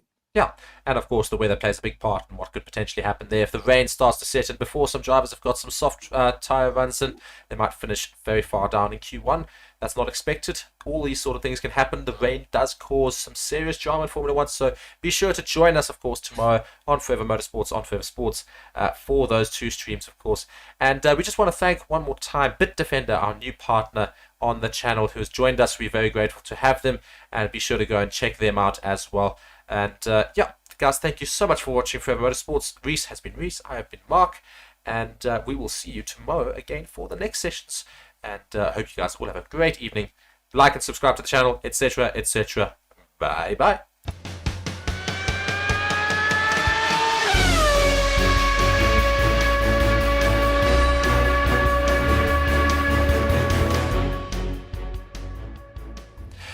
Hello everybody and welcome to Forever Motorsports on Forever Sports. For this, the qualifying session in Canada. I am joined by Reese, and my name of course is Mark, and we are now officially live, so you can chat to us in the comments and let us know where you're watching from, etc. and what's going to happen in this qualifying session. It's sure to be a very exciting one, with the weather being a big factor here. It's starting what seems like it's going to be an intermediate tyre weather. It's still quite wet out on the track. It's not raining, but the track itself is quite wet, so they reckon it is definitely time for the intermediate tyres to start off with. But they reckon they might be able to get some dry tyre runs on towards the latter end of perhaps qualifying 3. So yeah, could really provide a lot of interest and I suppose twists in the story. Reese, what are your thoughts? Yes, it certainly could provide quite an interesting qualifying session ahead of us. Just looking at the views of that track at the moment, it is still very cloudy overhead, so we could still get some more rain incoming. Just getting some stats about our track here. We are obviously in Canada at the Cirque Gilles Villeneuve. The track distance is 4.3 kilometers, 2.7 miles. Full throttle is spent at about 61.42%. Your top speed is 342 kilometers an hour, 212.9 miles an hour. There are 14 turns with an elevation of 5.25 meters. The most famous turn here is, of course, turn 14 there with the Wall of Champions, a wall that has taken so many people's pride in the past. We do have our C5, C4, and C3 compounds for our dry running tires here, as well as, of course, our extreme wet and intermediate tire. At the moment, it looks like we're going to start on a set of intermediates and see what happens from there. It might dry out. We might get some more rain. We'll have to see. Current temperature there is 16 degrees. Track temperature 18 degrees. Quite interesting. The weather conditions there say that it's actually raining right now. I don't see much of the rain, but it reckons that it actually is slightly raining already. So yeah, it's certainly going to be wet tires, or at least intermediate tires, running, as you say. Yes, well, we'll have to see if it dries out enough for them to be able to get on a set of dries. But at the moment, it certainly looks like we'll have some, well, intermediate running. Yeah. Basically, intermediate tyres, which should favour the likes of Fernando Alonso, Lewis Hamilton, and Max Verstappen. But of course, before we get on into that, we are very excited to announce our partner on the channel and sponsoring this weekend's Grand Prix in Canada. That is Bitdefender. Bitdefender is committed to defending people all around the globe against cyber attacks to transform and improve their digital experience. With Bitdefender Total Security, you can protect up to 5 devices, whether it be Windows, macOS, Android, and iOS. Bitdefender has you covered with unbeatable threat detection against malware, spyware, and adware, and it does this without slowing down your devices. If you want to learn more about Bitdefender's total security, then please do click on the link in the description and in the chat. A big thank you to Bitdefender for supporting the channel and sponsoring this weekend's Canadian Grand Prix. Yes, thank you very much for the Bitdefender getting on board with our channel. Certainly very excited to have them on board. Max Verstappen, though, in his car at the moment, looking ready to get out on track. We have 2 minutes till the green light here in Montreal, Canada. Yeah, and let us know in the comments where you are tuning in from, your thoughts about what might happen, what's happened so far this weekend, and who's going to qualify where in the coming sessions. How will Max Verstappen fare? How will Alonso fare? How are the Ferraris going to fare? How are the Mercedes going to do? So all of these sort of questions, you can go and let us know in the comments your thoughts, and otherwise ask us some questions as well, as we're very close to the start of qualifying. And if you guys are looking for a way to watch the qualifying session completely legally and for free, do check the description in the video as well. There's a whole lot of instruction manual there, and otherwise go and check the channel. We've got a video there on our channel that does explain how you can watch the Formula 1 for free, so do be sure to go check that out. But we are very close to the beginning of qualifying. Yes, should certainly be very exciting. We do see Charles Leclerc as well in his car getting ready to go out. We have less than a minute to go now till the green light. Lots of people looking like they're going to go out right at the beginning. I think people are going to try get some laps in quickly before a possible red flag. We've seen quite a few accidents already this weekend. Well, not necessarily accidents. There's been one with Carlos Sainz. We have already a bunch of people queuing up. We've got both the Williams, both the Alfa Romeos. I think that's Fernando Alonso and Alpine as well, and Lance Stroll, as well as another McLaren. Lots of people just ready to get out there. Should be a very exciting qualifying session, as we are just about to tick over onto that green light. There we go. Green light is given, Yes. and the Williams lead us out into Q1. Certainly intermediate running at the moment, as we see that Williams of Alexander Albon leaving the pits, kicking up a little bit of spray there. Not as wet as we saw at the beginning of practice 3, but still wet enough to warrant going out on those intermediates. Hopefully it will dry up a little bit and we'll get some dry running. Yeah, most of the cars heading out onto the grid right now. We don't see, other than Aston Martin, any of the other big teams quite as of yet gone out there. I think they're going to wait for those cars to make their way out of the pits first before they do release them. The likes of Red Bull, Ferrari and Mercedes have yet to emerge from their pit boxes, but I'm sure we'll see that as soon as these cars exit the pit lane. Yes, there is a bit of a queue in the pit lane at the moment, so I think the rest of the teams might well just be waiting for them to get around the circle a little bit so they can have a little bit of breathing space as well. Zhou on the radio, though. He looks like he's driving he very has slowly. a problem. He says on the radio, I have a problem. I've lost drive. That will bring out already the first red flag, possibly, of the session. Depends That's whether or not certainly he can get to good. recovery zone. Yeah, oh dear. Not looking good It there. certainly does not look like he has any power behind that car, so hopefully he'll be able to put himself by a recovery zone. Otherwise, he is going to be able to put himself he's right next to a identified one, recovery so zone. he's going to possibly stop there. No, But he's going to keep going. past, no. I wonder what he's going to do, if he's going to try and nurse back to the pits, or if he's going to have to stop it somewhere. It does not look like he has any drive, though, at all. Yeah, it's going to be a bit of a problem for any qualifying attempts now. So can people actually get a lap in? It's going to be difficult, as we do see an Aston Martin here seemingly starting a fast lap. I think that is Fernando Alonso. So, yeah, we'll see what happens. Yes, we'll have to see. Fernando Alonso hopefully able to put in some laps if Zhou does not have to stop. Zhou just once again on the radio. Let's see what he has to say. Just say, please check, I have no power. So hopefully they are able to fix it from the pit wall. Otherwise, this could bring out a red flag. And Fernando Alonso is starting his lap attempt, so let's see how he can fare here. And I'm sure this time will be beaten, of course, throughout the session. We've got 15 minutes and 40 seconds left. Fernando Alonso screaming along in Sector 1 and coming towards that Sector 1 marker. Let's see what sort of time he puts in. We've seen 23 seconds around about. Yellow flag in Sector 2, but that's been cleared already. Once again, waved. I think that is for people slowing down for Zhou Guanyu. Looks like he has stopped there in Sector 2. Yes, he has, as Fernando Alonso does have a purple sector in Sector 1, but unfortunately, it looks like he's going to have to abandon it because of these yellow flags. Yeah, yellow flags, of course, be ready to stop on the track at any point. So, yeah, I'm sure that probably affected his lap attempt. Doesn't seem to be going too quickly, or maybe he is, I don't know. Maybe he's still going in his lap. Yeah, Guan Yu Zhou has stopped on the track right now. Although I say he's stopped off the track, so it might well just be yellow flags for now, because he is pretty much out of the way. So he's done well to get out of the way for most of the races, so we shouldn't hopefully see a red flag. Yeah. Just going on board with him, hoping to hear what this issue was. Oh, it sounds so rough. As soon as he's leaving the pits, it sounds rough as he's leaving. That sounds like a drivetrain issue, possibly to do with the gearbox. Yeah, certainly not what you want as soon as you're leaving the pits for qualifying. Oof. Yeah, just does not want to get into gear there. And I think a red flag has been called. I just want to confirm that. I think a red flag has been called on the circuit to get rid of Guan Yu Zhou's car. I don't think it'll be there for too long. A red flag indeed has been called. Flown. So yeah, red flag is called, so the time at least does stop, which is the nice thing about qualifying, so people don't get too affected by it. But that's unfortunately going to really affect Alonso's first lap attempt, and otherwise all other drivers' first lap attempts. And those that didn't make their way out into the track, they're going to be smiling, of course, not having wasted precious rubber on their tires. And he's going again. They've been able to fix the car, so he's going again. They will take away, hopefully, the red flag very quickly. Also, that's quite amazing they've just managed to fix it straight away like that. But hopefully it is actually fixed. It's not just a matter of slight problems. He's going to have to nurse that car all the way back to the pits, of course. So let's see if he can get it there. Everyone will still be summoned back to the pits, but then I think as soon as everyone is in the pits, they'll probably wave that green flag once again. Just listening to him on the radio again. Just being told to come back to the pits, of course.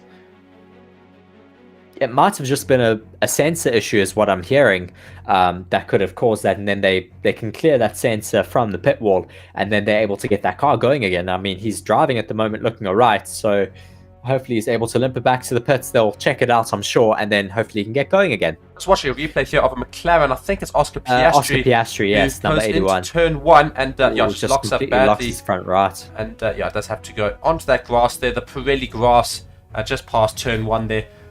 Yeah, just quite a few drivers have had made that similar sort of mistake, or at least had the tyres lock up quite badly into that part of the track. So I'm sure we'll see more of that as the session goes on. Just watching here, Nick de Vries as well, going into turn 1. He also does the exact same thing as Oscar Piastri, locks that front right, and then also has to go.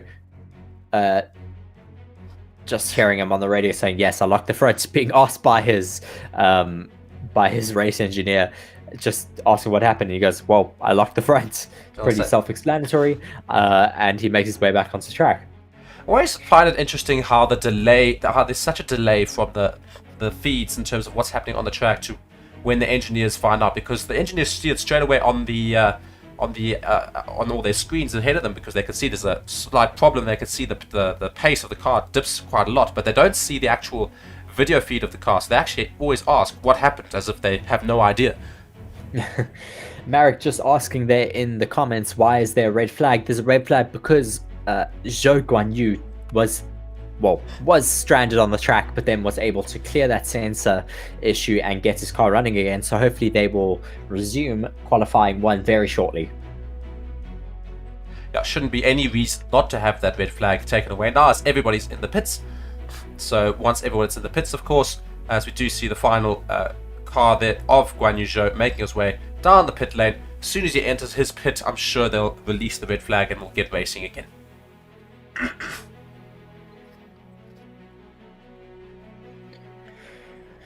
Just listening to him on the radio again, just saying it's quite strange what the issue was, but hopefully they are not out of the session. Hopefully they'll be able to get him going again. So we will get this session resumed in around 3 minutes.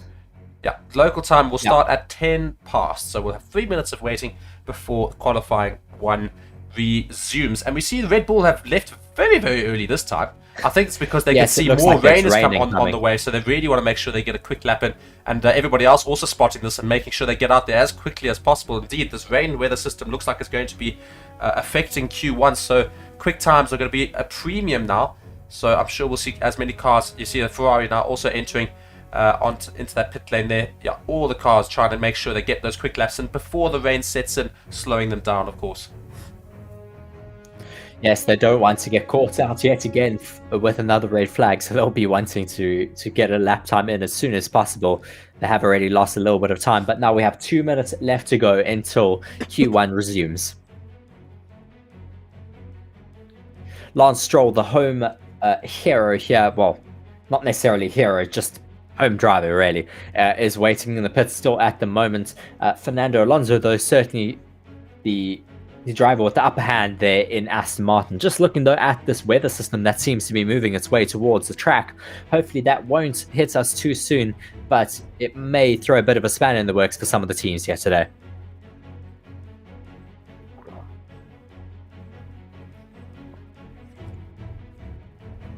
One minute and 26 seconds till we get the green flag. We have both Red Bulls, both Williams, both Ferraris as well waiting in the pits at the moment. I think we also have Fernando Alonso lined up there.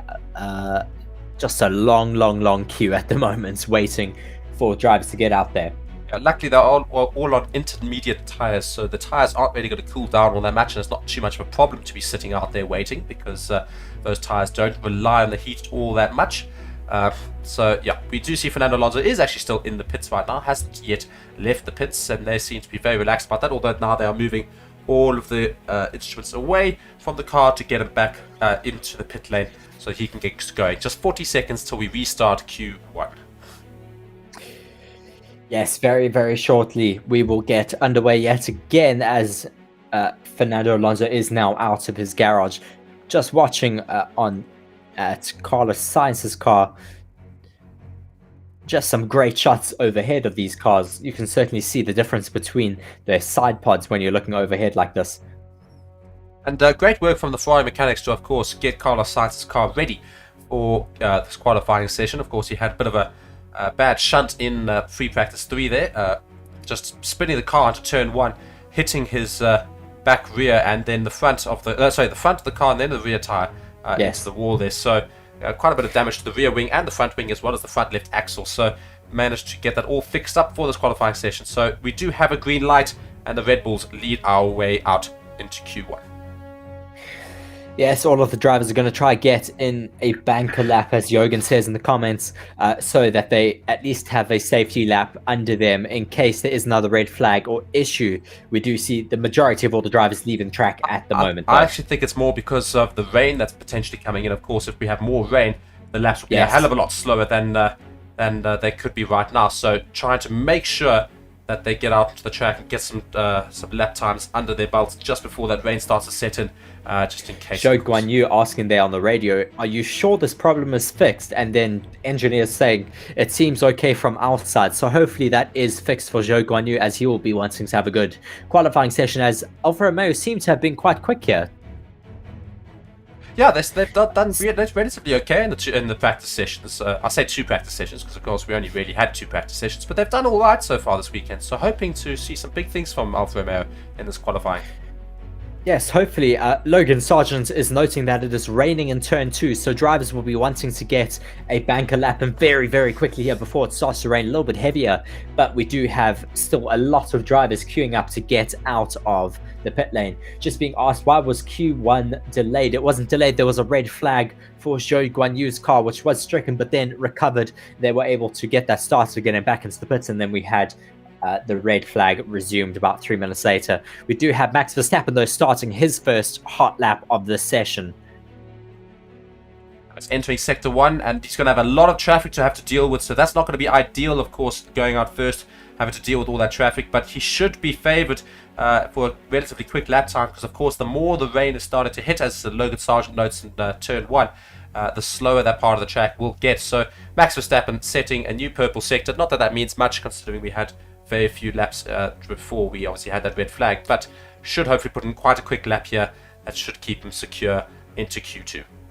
Currently looking like he is quite a bit quicker than Sergio Perez, coming through the end of Sector 2 at the moment, just waiting for him to cross that Sector 2 timing marker. Let's see, now he's approaching it now. Let's see, still 1.9 up on Logan Sargent's fastest time, almost 2 seconds faster, so putting himself at a 1:25 right now. Maybe he might pull up some more time in this final sector. A little bit of a twitch there as he was putting down the power, but coming down that back straight at the moment, approaching turn 13 and 14 and the wall of champions. Stroll getting out of the way of him at the moment. Someone is quicker though in the middle sector. I wonder who that is. Possibly Sergio Perez. Approaching that finish line now. Where does this put him? It should put him into first. Yes, it does, with a 1:24.1. Fastest time of the session so far. Let's see what Carlos Sainz can do, though. He is approaching, coming through turn 10. It looks like he has abandoned this lap, though, Mark. Not necessarily sure he has. The fastest middle sector. Yeah, I was about to say, Sainz still going quite quickly here. I don't think he's quite abandoned the lap. I just think he came slow out of that those last couple of turns into sector Alex 3. Albon not far behind Max Verstappen at the moment. Max Verstappen 1:24.1.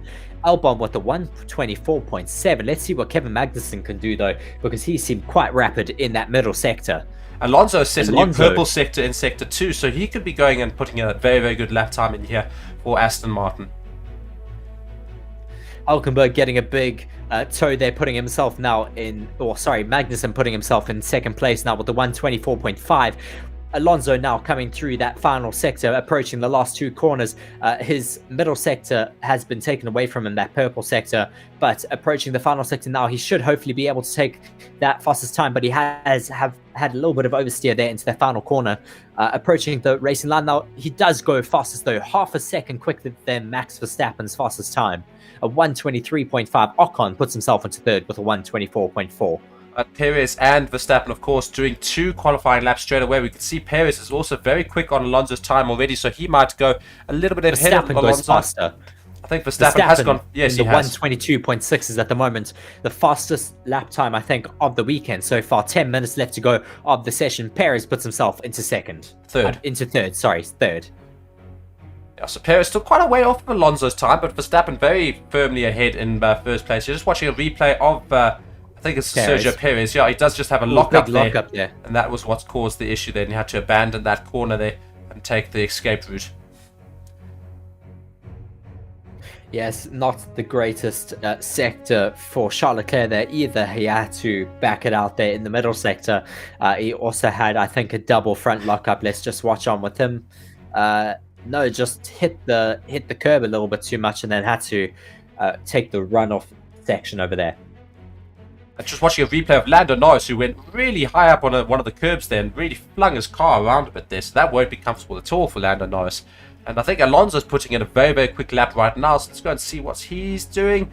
I think he might well actually put himself into first place. Watching on board with Lewis Hamilton into turn 4, he also goes a little bit wide and has to go onto the grass there. Unfortunately, he is up in 4th though at the moment. Lewis Hamilton finding a little bit of pace here compared to practice 3 show. Now clearly that car is working all right as he puts himself into P11 ahead of his teammates at the moment. Thought I'd just say Alonso has gone quickest now, a 1:22.65, so 0.18 seconds quicker than Max Verstappen. So a fantastic lap there for Fernando Alonso, who we said would be favoured by these sort of conditions. Lewis Hamilton in 4th, Leclerc in 3rd, and Verstappen only in 2nd at the moment. Yes, Fernando Alonso is certainly finding some great time at the moment. Lando Norris also not doing too badly at the moment. His current lap time could put him in P3, looking quite rapid out there as well.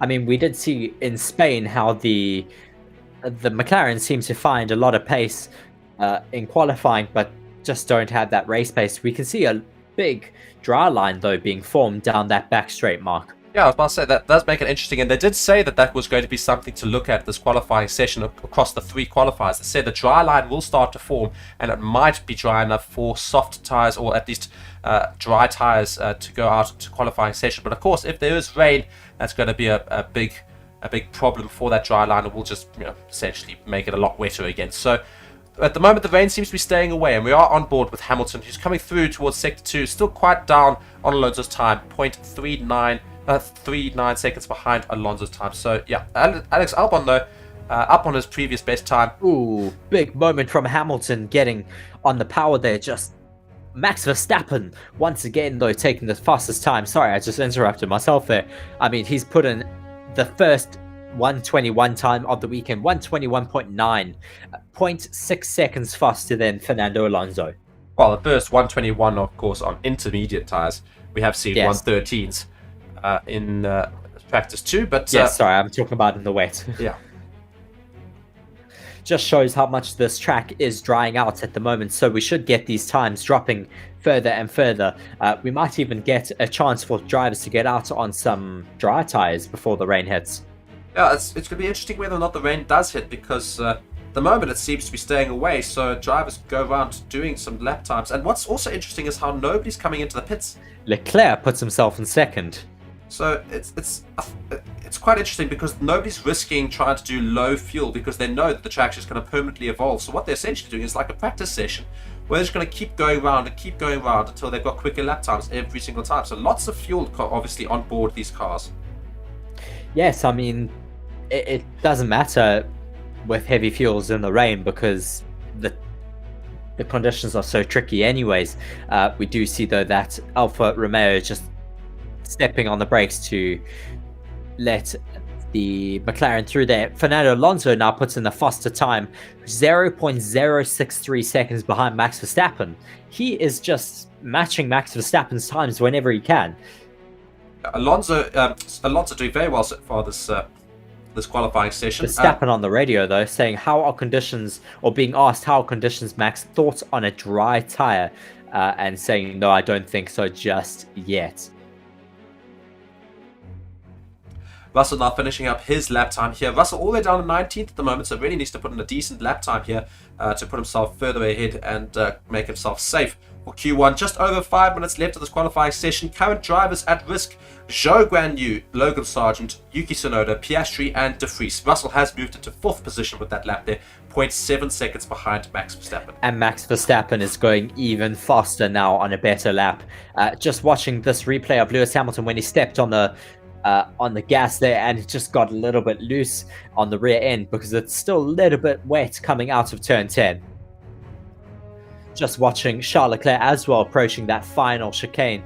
He does get held up by I'm trying to see what car this is here. It looks like an AlphaTauri. Tsunoda once again blocking someone else. Yeah, and his language there, Leclerc, quite colourful, saying, "Come on, Tsunoda." Yeah, Tsunoda is quite a dick sometimes. Yeah, quite enjoyed. Yes, Yeah, Leclerc just not letting his... happy with Yuki Tsunoda. And it's not the first time Yuki Tsunoda's got in trouble. Alonso called him blind as well in free practice 3. So Tsunoda getting in trouble with all the bigger drivers. Sergio Perez now finishing up his latest lap. He's currently only down on 12th. Let's see where this lap puts him as he does approach the start-finish line. It will be over 122, a 122.7. So that puts him in 5th at the moment, just ahead of George Russell. Not able to match his teammates right now. Lewis Hamilton goes faster, puts himself in 3rd with a 122.1, only 0.1 seconds behind Max Verstappen. It looks like there is a bit of a three-way battle for 1st at the moment, Mark. Yeah, and Norris also sneaking in there at 5th position at the moment, just 0.4 seconds behind Verstappen. So it's great to see the McLaren there doing a little bit of something in the top there, but I'm not sure how long that's going to last. Just 3.5 minutes left of the session, but as you say, Verstappen, Alonso, and Hamilton, and Leclerc now, and all Leclerc, really fighting it out for that quickest lap in qualifying session 1. Just 0.18 seconds between the 4 drivers. Yes, very, very exciting, at least for this first qualifying session. It should be a great day here in Canada if it goes on like this. We do have 480 people though watching alongside with us. Thank you for joining. Please do vote in our poll, just asking who will qualify in pole position, as well as let us know where you are watching from. Also do check the link in the description, and then Mark also will tell you about our new sponsor. Yeah, Bitdefender has joined for our Grand Prix season, well, for the next 3 at least, sponsoring the Canadian Grand Prix, and we're very grateful to them. And Bitdefender's total security brings major changes to the way online threats are detected and repelled. The new cyber threat intelligence technologies included can analyze and identify suspicious network-level activities and block sophisticated exploits, malware, and botnet-related URLs and brute force attacks. To learn more about Bitdefender's offering, please click on the link in the description or in the chat. And yes, that's Bitdefender. Thank you very much, Bitdefender. Yes, Yuki Tsunoda on a hot lap at the moment. Hamilton on the radio, just saying he has to come in because he can't see anyone in his mirrors. That's a very interesting issue that he seems to be having. I wonder if it's his mirrors are loose at the moment. Not good for Hamilton, but he should be safe, hopefully. Yes, he should be fine.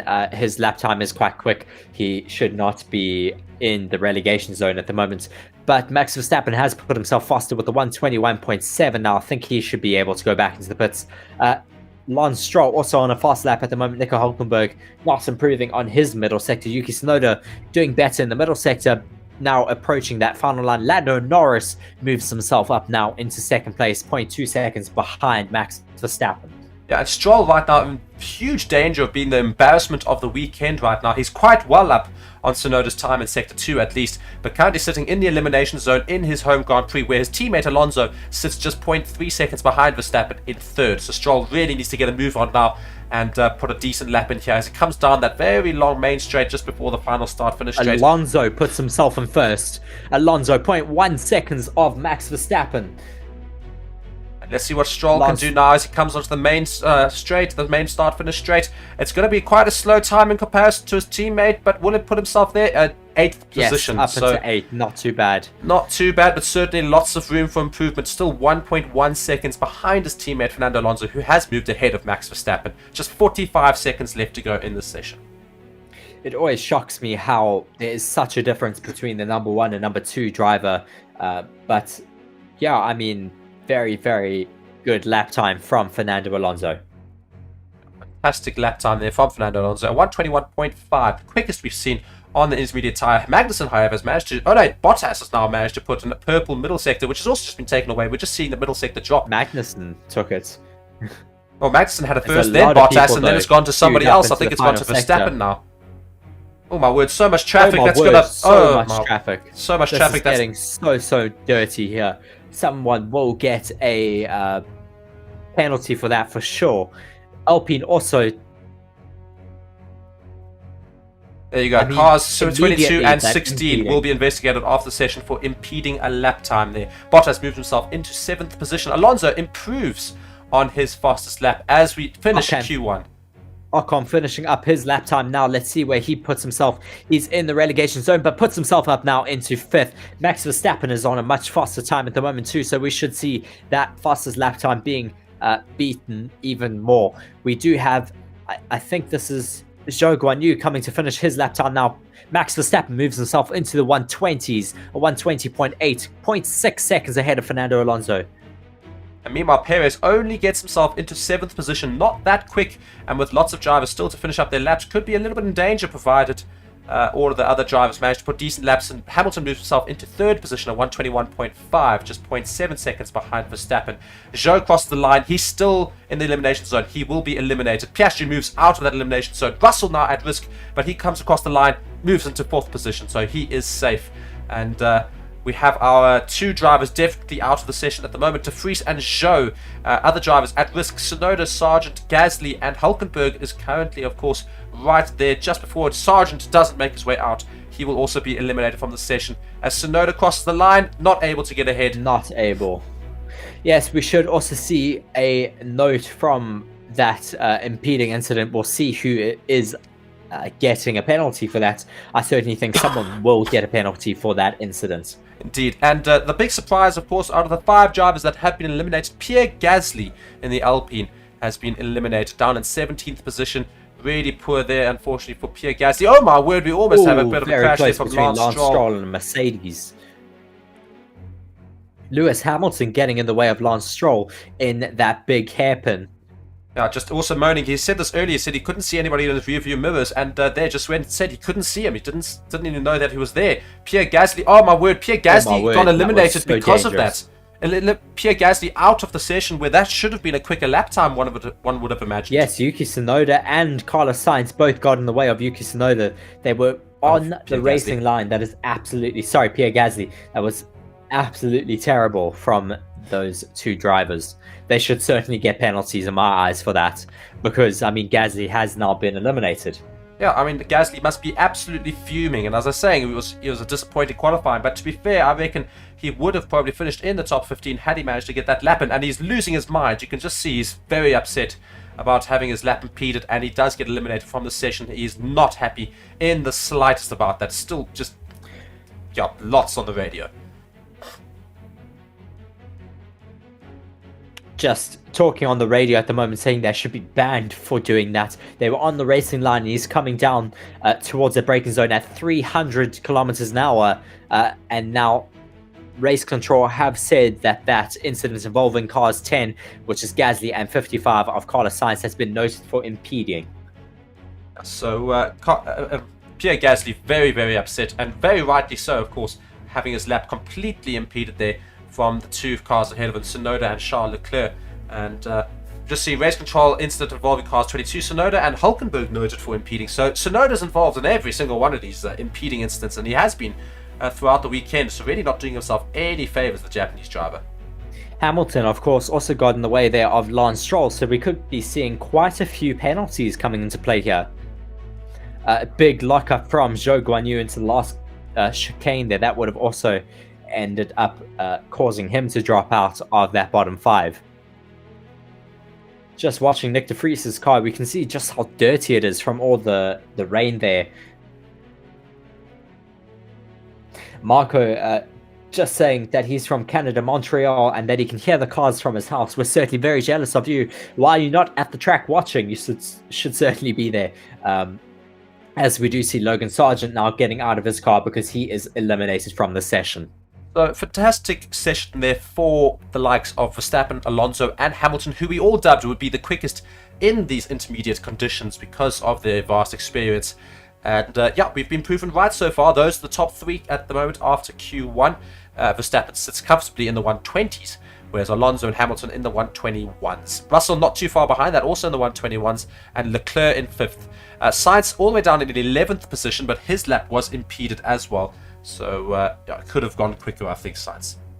Yeah, so lots of people having their lap times impeded, so we should be seeing a few people getting a penalty, just waiting for the stewards to let us know who is going to be getting a grid penalty for those impeding situations. We do see Pierre Gasly, though, leaving the pits. I wonder if he's going to go to Oh, Ferrari. he's very upset. He's He's walking going down to Carlos Ferrari. Sainz. He's going to go and moan at the Ferrari drivers. I think, was it Carlos Sainz that impeded him? Yes, or it was Carlos Sainz. Yeah, he's So about he's to get going a to go big walk to moan. Carlos Sainz now. He's going to go He is absolutely livid. And this is not going to do him any favors, though, Pierre Gasly, because, of course, he's going to interrupt the Ferrari garage, and he's going to... Well, I suppose it's mind games now, because Sainz is going to have that in the back of his mind. He needs to somehow get that out of his mind. But you could see Pierre Gasly is going to make his way to the pits and probably go and moan. I don't know if the Ferrari engineers are going to try and stop him before he gets there, but certainly a very upset Frenchman. Yes, for sure. Just watching now that Max Verstappen is at the end of the pit lane waiting for this session to get underway again. Alonso is also leaving his garage at the moment. Just looking at the track dominance between Alonso and Max Verstappen. Max Verstappen has the majority of the track. He is dominant mostly on the straights as well as in some of the tighter curves.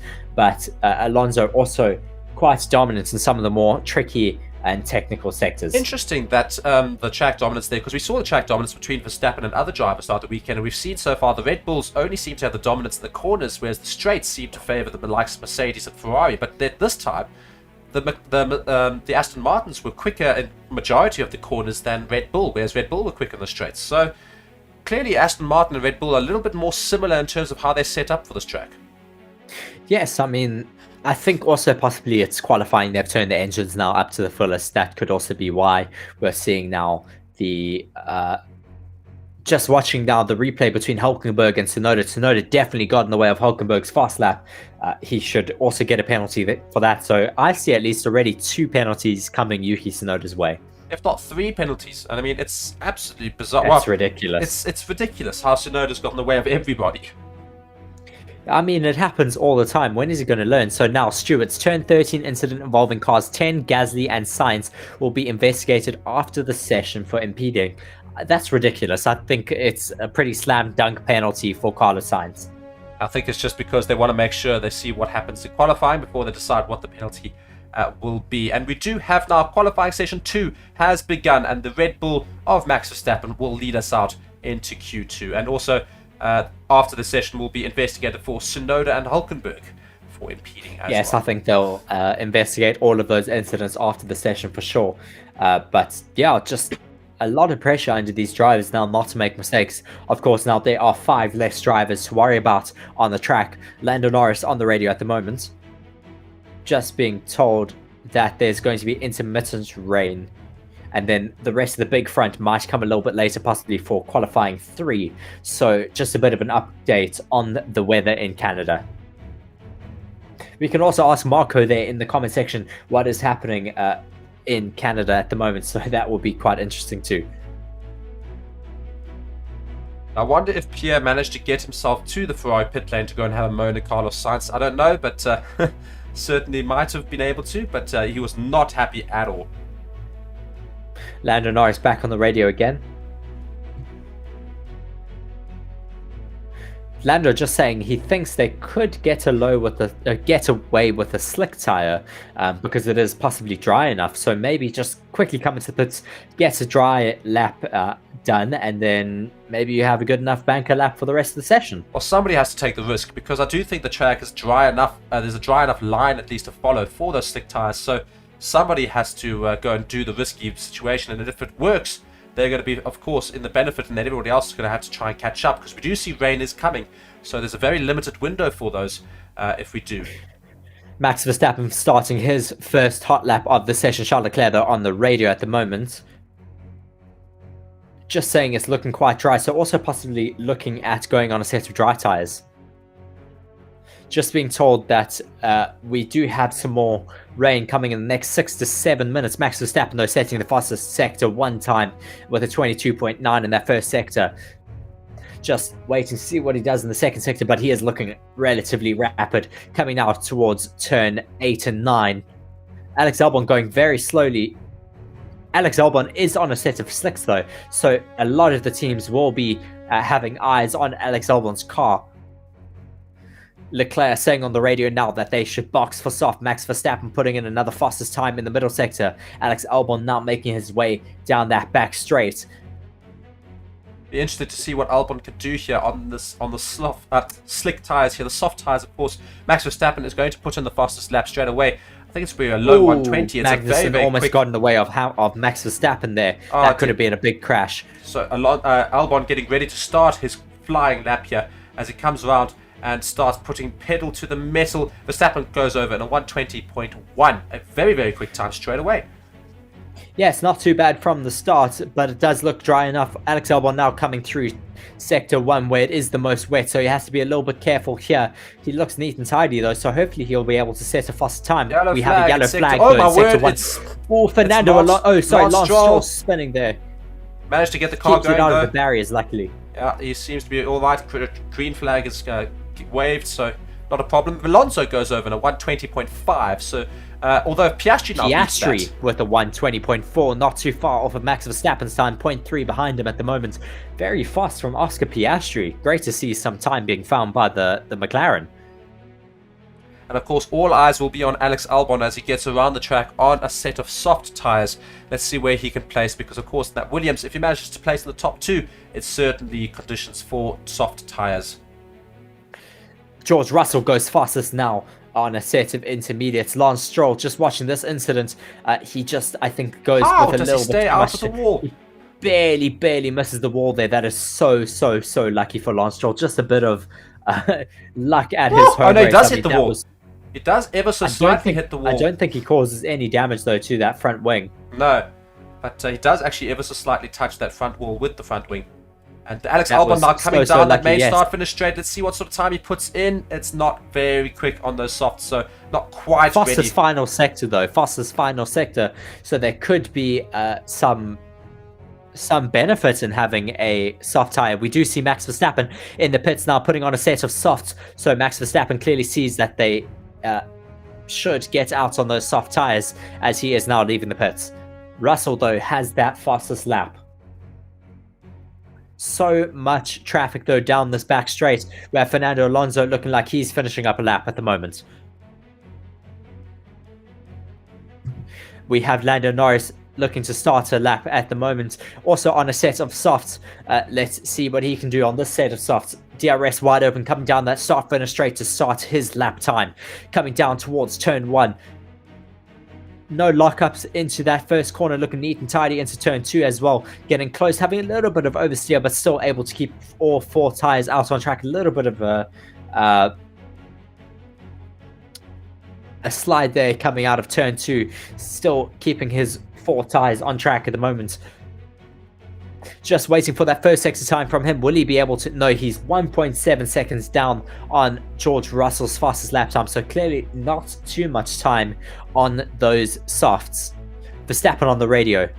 Albon goes fastest. Albon goes fastest. There, but Max Verstappen noting that there is some rain in that 10th corner, the big hairpin. Alonso though going fastest out there on a set of intermediates. Fastest first sector, best second sector. Let's see what Fernando Alonso can do on the set of intermediate tires. Albon though does have that fastest time on a set of softs, 0.6 seconds up on George Russell's fastest time, so certainly there is a lot of time still to be found. Alonso comes through now, passing the wall of champions. What will this lap time put in for him?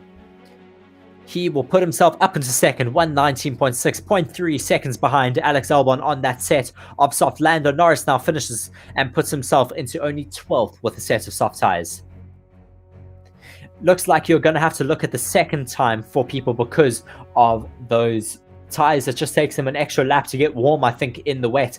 Alex Albon, though, on another lap time, putting himself even faster. But we do have rain falling at the moment down the pit lane, so we could see lots of people not having too much time to get back out on track to set some faster lap times. Alex Albon now coming through the final start finish straight. He puts himself even faster at 118.7. Alex Albon, once again, the fastest car out on track. Fernando Alonso, a full second slower than Albon.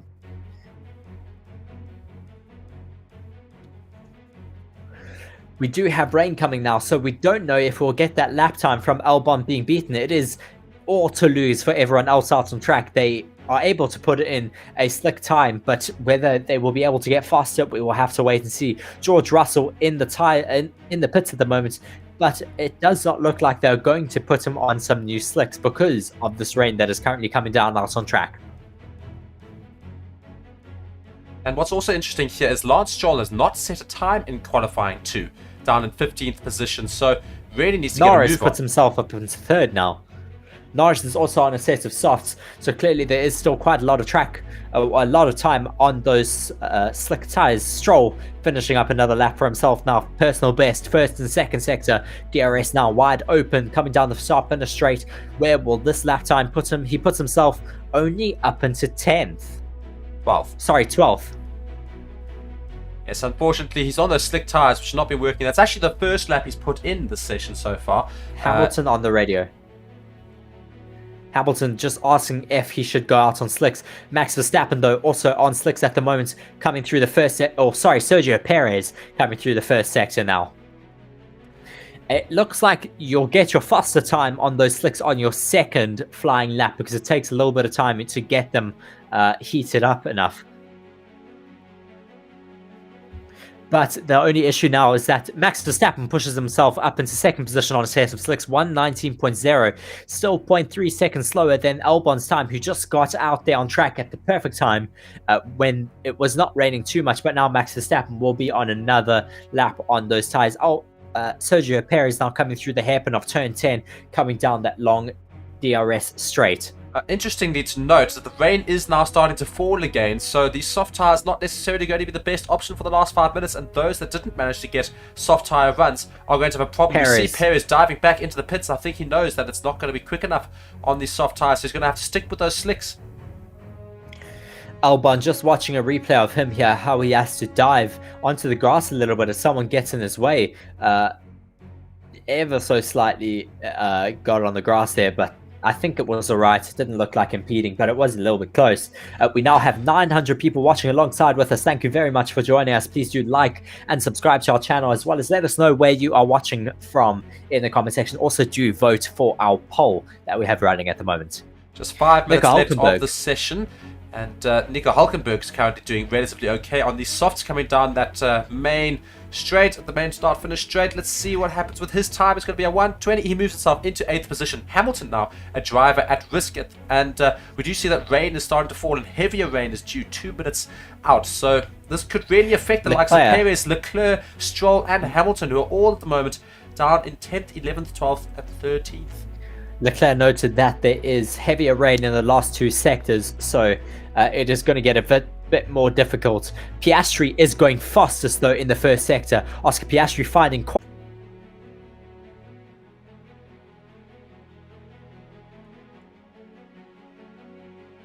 that now running into the final start finish straight. Piastri is going to cross the line, and it's a 1. Oh my word, quite a bit slower. Unfortunately, he's 4th. Those two. You're back. You had disappeared slightly, but you're back apparently. I'm the one.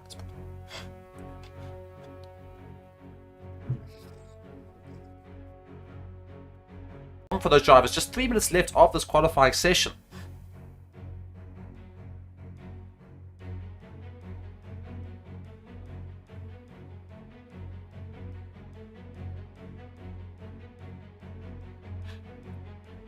Leclerc now finishing up a lap. It's been quite a slow lap for Perez and Leclerc, and he's diving into the pits. I think he's going to get those intermediate tyres on, but it's a real big problem for Perez, Leclerc, and Stroll and Hamilton, actually, because all of them are going to really struggle to put decent times. And Perez now with the DRS wide open, can he try and get ahead of Hamilton's lap time right near the end here? He's going to really struggle to do it, and he's slow already in sectors 1 and 2, and he has to abandon He's had to cut that. Yeah, he's had to cut that chicane there. I am back. Sorry, my internet just dropped there for a second, but I am back with all of you. Lots of drivers just absolutely all scrambling to get out of the pits to get another lap time, and there are some big names in that dropout zone. We have Charles Leclerc, Sergio Perez, Lance Stroll, Magnussen, and Bottas all in the bottom 5 at the moment.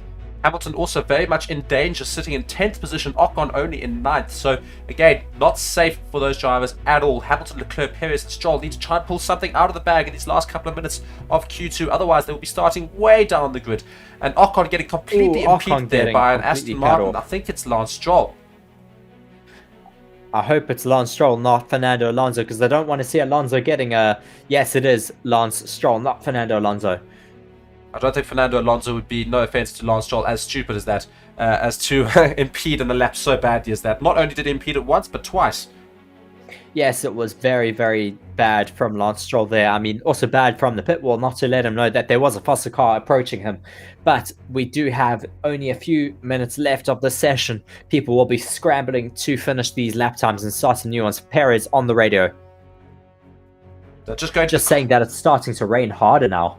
Yeah, I think these cars are going to really struggle. I think Stroll, Perez and Leclerc might well be eliminated. Just 55 seconds left. I don't know how they're going to manage to do it, but got a couple of comments here saying, great commentary guys from Ireland. Thank you very much for that comment there. And yeah, Sergio Perez, for all that he really wants to get this race weekend as a big restart, he's going to probably go out in Q2. Yes, it's looking very, very unfortunate for Sergio Perez coming in a race weekend where he wants to pick up the pieces a bit and get himself back on top and hopefully beat Max Verstappen. It's not looking very promising for him. It's certainly looking very promising for Alexander Albon, who is currently in pole position in Q2. Brilliant performance from that Williams of Alex Albon. It will be his first Q3 of this year, I think. And as we predicted, the weather will play a huge part. We just see Perez there. He's already 1.4 seconds down on Hamilton's time, who sits in 10th. He's not going to be able to improve on that at all. He's never going to be able to find that time. So it's going to be a big problem. Sergio Perez, Charles Leclerc, Lance Stroll, will all of them be eliminated in Q2. That is such a weird ending to Q2. Tricky conditions. I mean, it went from dry to wet. People didn't know which tires to go on. Some people took the chance of going on some slicks, and they clearly won out on some of the other drivers. I mean, Alex Albon certainly being one of the greatest winners there. But we do have, unfortunately, looks like Hamilton, Leclerc, Perez, Stroll, Magnussen, and Bottas out. No, Hamilton's not out. Hamilton's not out. Hamilton is driver at risk. He'll just ever be so safe. Slightly. Perez is out there as he comes into the pits. And a shake of the head there from Christian Horner. Yeah. I agree, though, with Josh Hutchinson saying big yikes for Red Bull and Aston Martin. Their drivers should be top 5 every time. I completely agree with that. Just watching a replay here from Charles Leclerc, he had a big moment there into turn, I think it was about turn 5. Yeah, just completely losing it and going onto the grass. Yeah, becoming a very expensive lawnmower. But hopefully at least it did at least manage to keep it out of the walls. But yeah, Charles Leclerc, and he's looking very dejected and very upset with life. And it just shows, and we spoke about it earlier, with regards to the soft tyres, you had to take the risk. And Alex Albon took the risk right at the beginning, and he won the reward for doing it.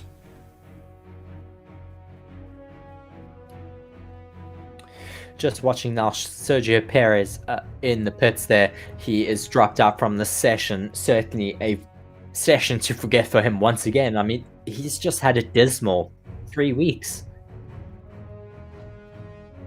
Yeah, really not a great couple of weeks for Sergio Perez. He now finishes in 12th position.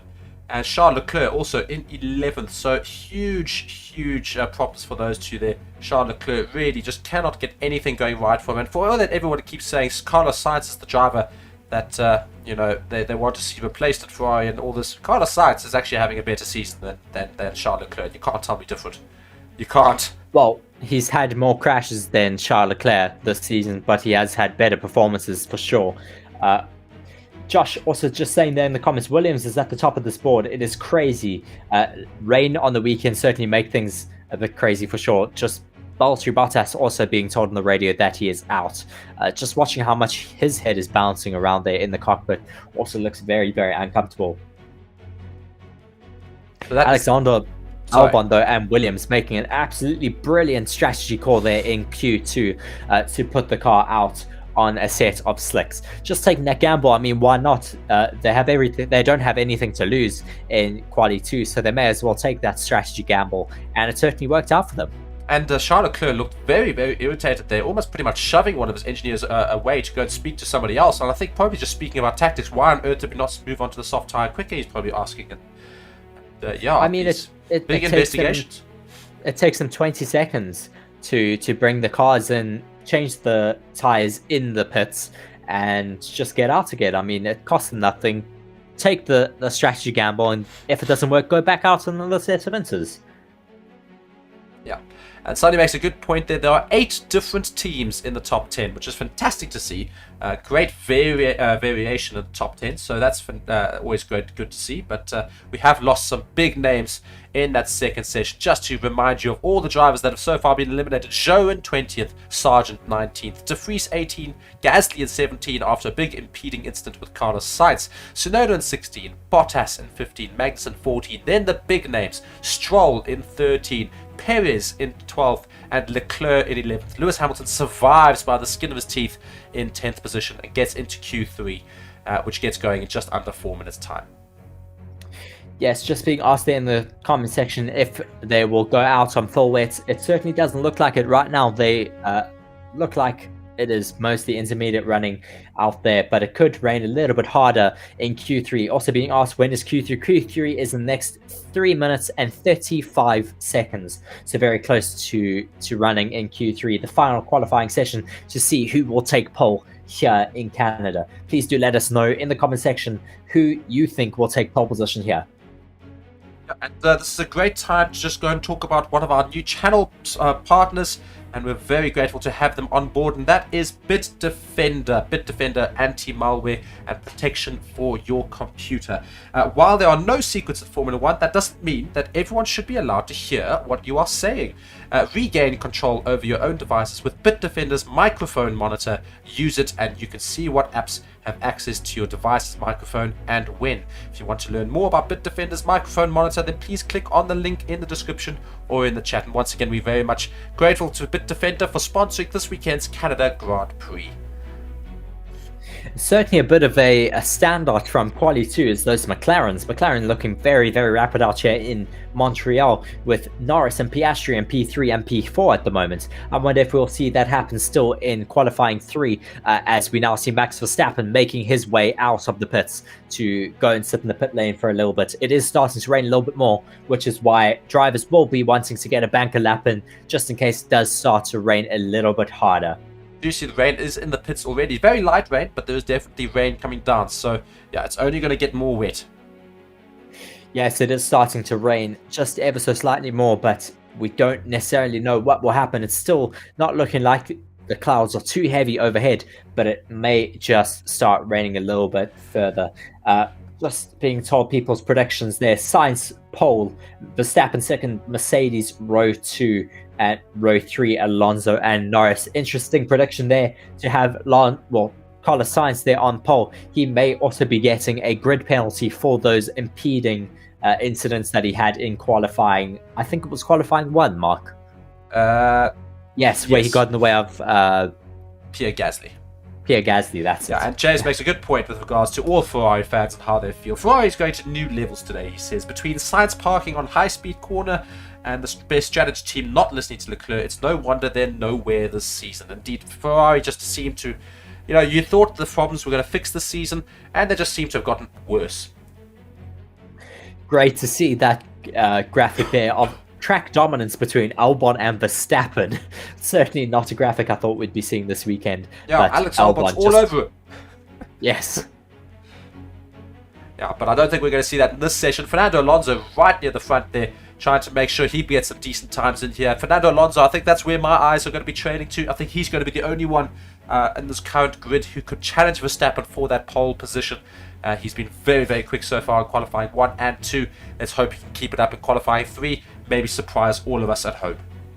For those of you who may be a little bit confused in the comment section why Albon is currently at the top of the timing boards, it is because in qualifying 2 he was the fastest car on track. Certainly not something I thought I'd be saying here this race weekend, but Williams made a brilliant strategy call to put Albon out on track at the perfect time on a set of slicks when everyone else was still on a set of intermediates, and Albon was just able to get 0.3 seconds faster than Max Verstappen in Q2. We have 6 seconds now left to go until qualifying 3 gets underway. Max Verstappen at the front of the queue at the moment, followed by Esteban Ocon, then Kevin Magnussen, and I think Fernando Alonso, then the 2 McLarens, and someone else there in the background who I can't really see. Lots of people just sending in their qualifying predictions at the moment. Please do keep sending those in the comment section. Thank you very much for watching alongside with us, though.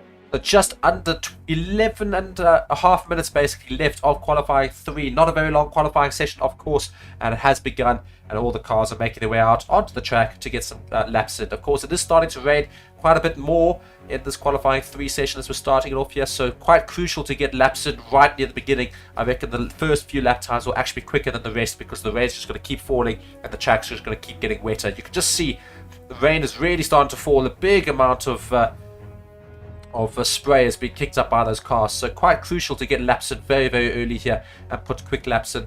But also, you also want to try and stay behind somebody to get a somewhat of a dry line. So I think if you're right in the middle of the 10 cars going on qualifying, you might well be in the best position. However, Max Verstappen obviously led the entire group out into Q3 right at the front.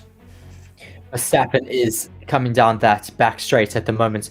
Nico Hülkenberg being told on the radio that conditions are raining and it's getting worse and worse. So pretty much you're going to want to get your fastest lap time out right now because it is only going to get wetter. Max Verstappen now approaching the final 2 corners and he will start his first qualifying lap of Quali 3. Let's see what he can do on this lap. Yes, he gets going with this lap, and just in the comments, there's Sad Little Bacon. I think it's a fantastic little name.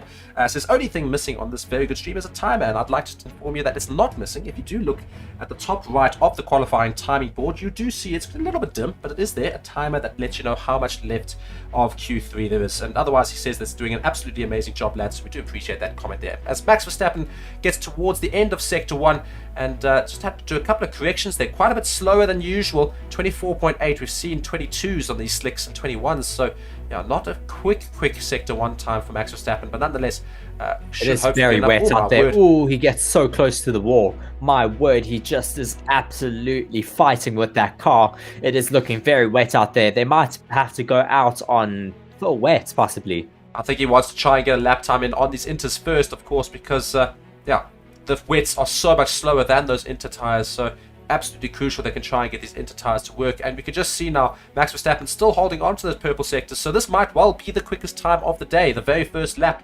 because I think it's going to be the driest it is. Also just getting so twitchy as he pushes his foot on the pedal there, getting on the power. The rear end just snaking a little bit there, coming down this final. But Fernando Alonso going even faster behind Max Verstappen. Yeah, and I do reckon these first 2 laps and these first opening laps for all the drivers will be the quickest laps of the session. So it's absolutely crucial to see what times they put in. Max Verstappen very slow compared to the previous qualifying times, a 1:27.0.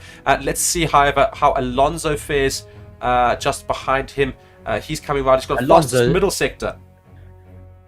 Alonso is very rapid out there on track. We'll have to wait and see what he can do in this final sector. Nico Hülkenberg now puts himself into P3. We have Esteban Ocon in P2. Fernando Alonso now coming through the final corner, passing the wall of champions, now approaching that start finish line. Let's see where he puts himself, only in second, 0.2 seconds behind Max Verstappen at the moment. I'm sure he's going to keep pushing to see whether or not he can get a quicker lap in. Just before this rain keeps increasing, we can see how wet it's starting to get, and I don't think these times are going to start to improve all that much. Maybe just one more lap left for most of these drivers. Carlos Sainz coming down there, currently not got a time behind his name, but it's going to be a relatively slow lap. I reckon only in the 130s here for Carlos Sainz. It's really not going to be that quick. Visibility is so low at the moment because of all of that spray being kicked up by the car. He puts himself up into P6 for Carlos Sainz at the moment. Lewis Hamilton now coming across the line. He puts himself up into third. Brilliant lap time for Lewis Hamilton. George Russell now approaching the line. Let's see where he puts himself. George Russell puts himself up into P4, right behind his teammate. Yeah, and as we predicted recently with regards to the new upgrades, the cars... It's a yellow flag. Yes. Yellow flag in Sector 2. Indeed. Max Verstappen, though, going even faster now on this lap. 1 second faster than his previous lap. Brilliant. Oh my word, he's in the wall. We have Lando or Piastri in the wall. Oscar Piastri is in the barriers. That's going to be a red flag, surely. Yeah, red flag has been called indeed. So, oh my word, Hulkenberg goes second. On second. And that might well, because the rain's only going to set in now, so that might be the quickest times of the whole session. We've suddenly got a Hulkenberg's Haas at the front of the grid at the moment.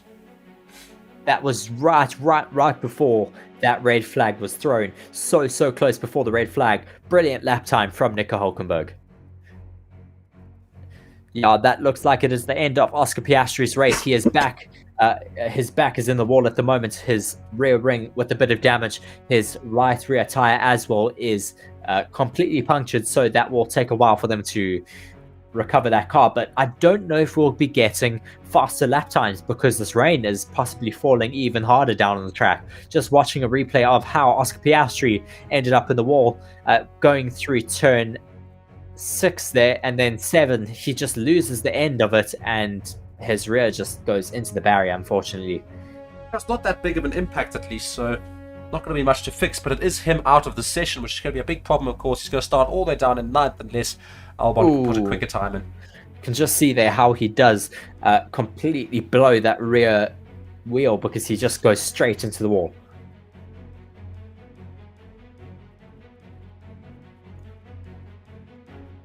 Yeah, so Oscar Piastri all the way into the wall there. Not great for him. Red flag has been called. All the cars will make their way back to the pits. They're going to clear that car off, and then we'll have 7 minutes and 11 seconds of the session to be resumed. Of course, when that debris has been moved off the track. But, as we keep saying, the rain is just going to continuously fall, so I'm not sure these times are going to be improved.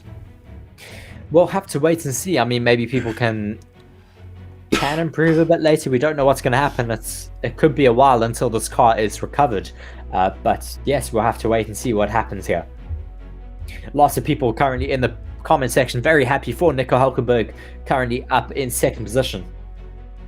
Yeah, I mean, a complete surprise there. Haas has done this a couple of times this season with regards to some very good qualifying sessions that have worked out in their favour. Yes, certainly. I mean, Haas seems to have more pace than the Ferraris, which is relatively concerning, but also very interesting. However, the problem is with the Haas, of course, their race pace is quite shocking compared to the qualifying pace, so he will likely drop down the grid if he does happen to finish right near the top for tomorrow's race. And we do see the McLaren of Piastri being taken off the track there by that recovery vehicle. Ocon saying, still raining, says the team. So yeah, it's not going to be looking good for the rest of the drivers on the grid for quicker times. It doesn't look like it's raining too much in Sector 2 though, so possibly it should be alright. Maybe we'll get some faster lap times. We'll have to wait and see for drivers to get back out on track. I'm sure all of them will get back out on track as soon as this red flag is removed. We do see that car of Oscar Piastri's being taken away by the truck with a crane on it. Bianca saying in the comments, being a Ferrari fan is becoming more depressing each time. I agree. It is certainly very difficult to be a Ferrari fan at the moment with their current form. Certainly very disappointing. But hopefully they'll be able to return to form very, very soon with these new upgrades that they brought in Spain. Maybe yeah, not. We'll have to see. like yes, but no, because they just don't seem to ever do themselves any favors. Ferrari, of course. Sainz likely to get a penalty after the session and currently sitting all the way down in 8th. Leclerc's teammate out in Q2 in 11th position. And if Sainz does get a penalty, might well start even behind his own teammate. We'll have 2 Ferraris not even in the top 10 of the grid tomorrow, possibly. So yeah, really not a good day for Ferrari. Sad Little Bacon, I love that username. By the way, just saying, I never understood why Haas can qualify so well, but sometimes never hold up in the race. It's because they clearly just put all the eggs into one basket for qualifying. They have a qualifying setup which just does not work for the race. It probably just eats up the tires a little bit too much, degrades the tires, which means that they have to, just box a bit earlier than other teams. Some people saying that Haas are good in the wet. I think Haas are just really good in qualifying. Is that a slick tire? No, it isn't. No, I was about to say, absolutely no ways there's a slick tire on that Ferrari. I was very confused if it was. So the first time this session, what are the cars going out now? We're going to see a Ferrari possibly ahead of the Red Bull, unless the Red Bull managed to get out ahead of him. No, Ferrari is going to lead us out this time as we restart the session. We do have a green flag, should be waved in just a little bit, in 2 minutes. We'll have a green flag waved and we'll continue the session. I'm not sure how much quicker the times will be, but hopefully they will. Hopefully it's not too wet, so we do see these times change. But Fernando Alonso will certainly be one that's going to try and improve his time, maybe get ahead of not even just Max Verstappen, but Hülkenberg apparently, and move himself onto the front of the grid for tomorrow. See Fernando Alonso just ripping a visor strap off because his visor was quite wet there. Alonso just on the radio now saying that it's raining like hell at the moment. I don't think we'll be able to improve our lap times, but I mean, doesn't hurt to go out onto track and have a look and see if they can. But it does look like it really is bucketing it down now. I think these might well be the times for tomorrow. So currently, prediction I suppose is Verstappen 1, Hülkenberg 2, Alonso 3, Hamilton 4. What a bizarre setup. Yes, for sure. Great grid at the moment, at least. People just asking about a penalty for Carlos Sainz due to that impeding. We're waiting for a steward's decision. They will make that decision after the session. We will, though, include that in our review of the day. But yes, so far just waiting for the session to resume. It should happen very, very shortly. Just watching a replay of that incident for Oscar Piastri, where he just lost the rear end, spun it round and just backed into the wall and popped that rear tire, which is why he's out of this session and for the current red flag, which is being waved. You see now the Mercedes getting ready to get out onto the track. Gunther Steiner must be quietly very chuffed in his seat there, seeing his driver Hülkenberg all the way up into second. And what's quite interesting, of course, Magnussen was opted as their preferred first driver last season, and Hülkenberg came in as basically what should have been a second driver, but yet he's been outperforming Magnussen week in, week out. Yes, well, we have 10 seconds now left to go until we get underway for qualifying 3.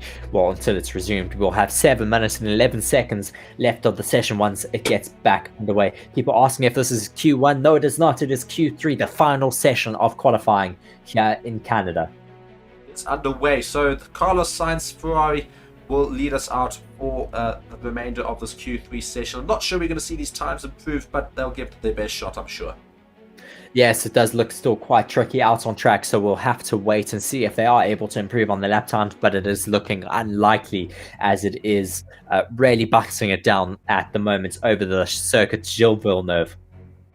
And of course, we might well see somebody else on the wall trying to really push this track to try and get a quicker time, to push themselves right near the top of the grid. So whether or not we'll see somebody actually manage to do it is another question, but hopefully they'll keep the cars out of the walls, unlike some drivers today. Verstappen on the radio just saying it's a lot wetter already, so I don't think they will be able to improve on their lap times unless they all go out and just get a lot of the water off of the track surface. Basically now it's a teamwork session. They all of them get some laps under their belt in this last 6 minutes and just try and dry up the line. And if they do that, then hopefully they can try and all of them get quicker times. But the likes of Verstappen, he wouldn't really want to be trying to participate in that. He's currently sitting in first. Does he really want to make a dry line to potentially have his lap beaten?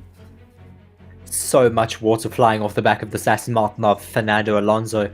It is looking very, very wet out there. Still absolutely bucketing it down there. Almost full wet weather territory out there. Sainz on the radio as well, just saying it's getting even heavier in 2 minutes. Certainly not what those drivers will be wanting to hear. Yeah, so at the moment it looks like this is our grid for tomorrow. Verstappen, Hülkenberg, Alonso, Hamilton, Russell, Ocon, Norris, Sainz, Piastri and Albon. And of course Sainz is still going to be investigated after the session and potentially going to get given a penalty for impeding Tsunoda's lap. Yes, we'll have to wait and see what happens with that. I think we do see Max Verstappen, yes, back in the pits. I think he understands that they are not going to be able to go any faster than they already have. Alonso, of course, might well try and get an attempt in, but Hülkenberg's also come straight back into the pits. He doesn't back it. Yeah, I think they understand that the track is super, super wet out there. They're not going to be able to get any faster than they already have gone. It's, yeah, just absolutely soaking out there. There's a lot of standing water as well. Carlos Sainz, just a replay of him at the moment, watching him come into turn 1. I think he does lock up there a little bit. He does. It goes completely into the runoff zone and onto the grass yet again.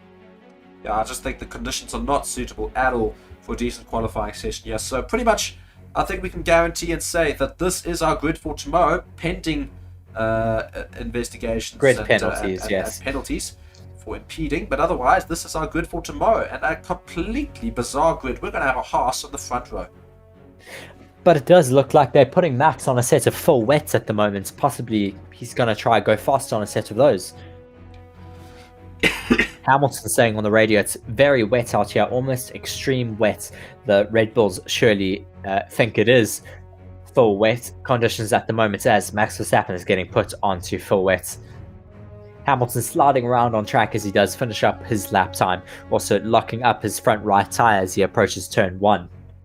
But yes, unfortunately, pretty much is done at the moment. There is still 3 minutes and 25 seconds left of the session, but I don't think anyone is going to be able to improve on their lap times. The extreme wet tyre is so much slower than the intermediate tyre, so it's going to be very difficult to beat. We do see, however, Aston Martin's Fernando Alonso coming back into the pits. And are they going to change him onto some tyres? I think they're No, he's going back into the pits.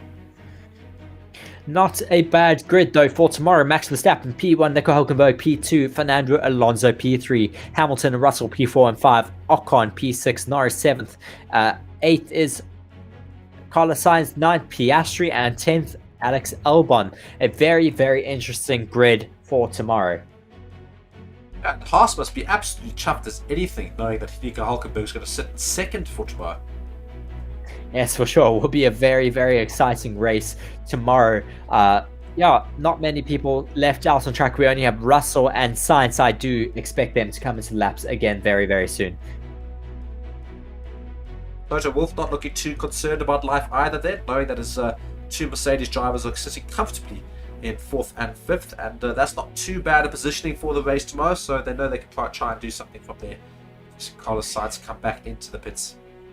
Yeah, his visor is just absolutely soaked there, so I mean you can understand why these drivers are coming back into the pits now and not going to attempt another qualifying lap, because there's really no point. It must be damn difficult for him to see. You can just see how he struggles to look through the visor there with all that rain on the front of it. Yes, just watching this replay of Sainz out on track, and it is just absolutely soaking. It looks pretty much full wet conditions there.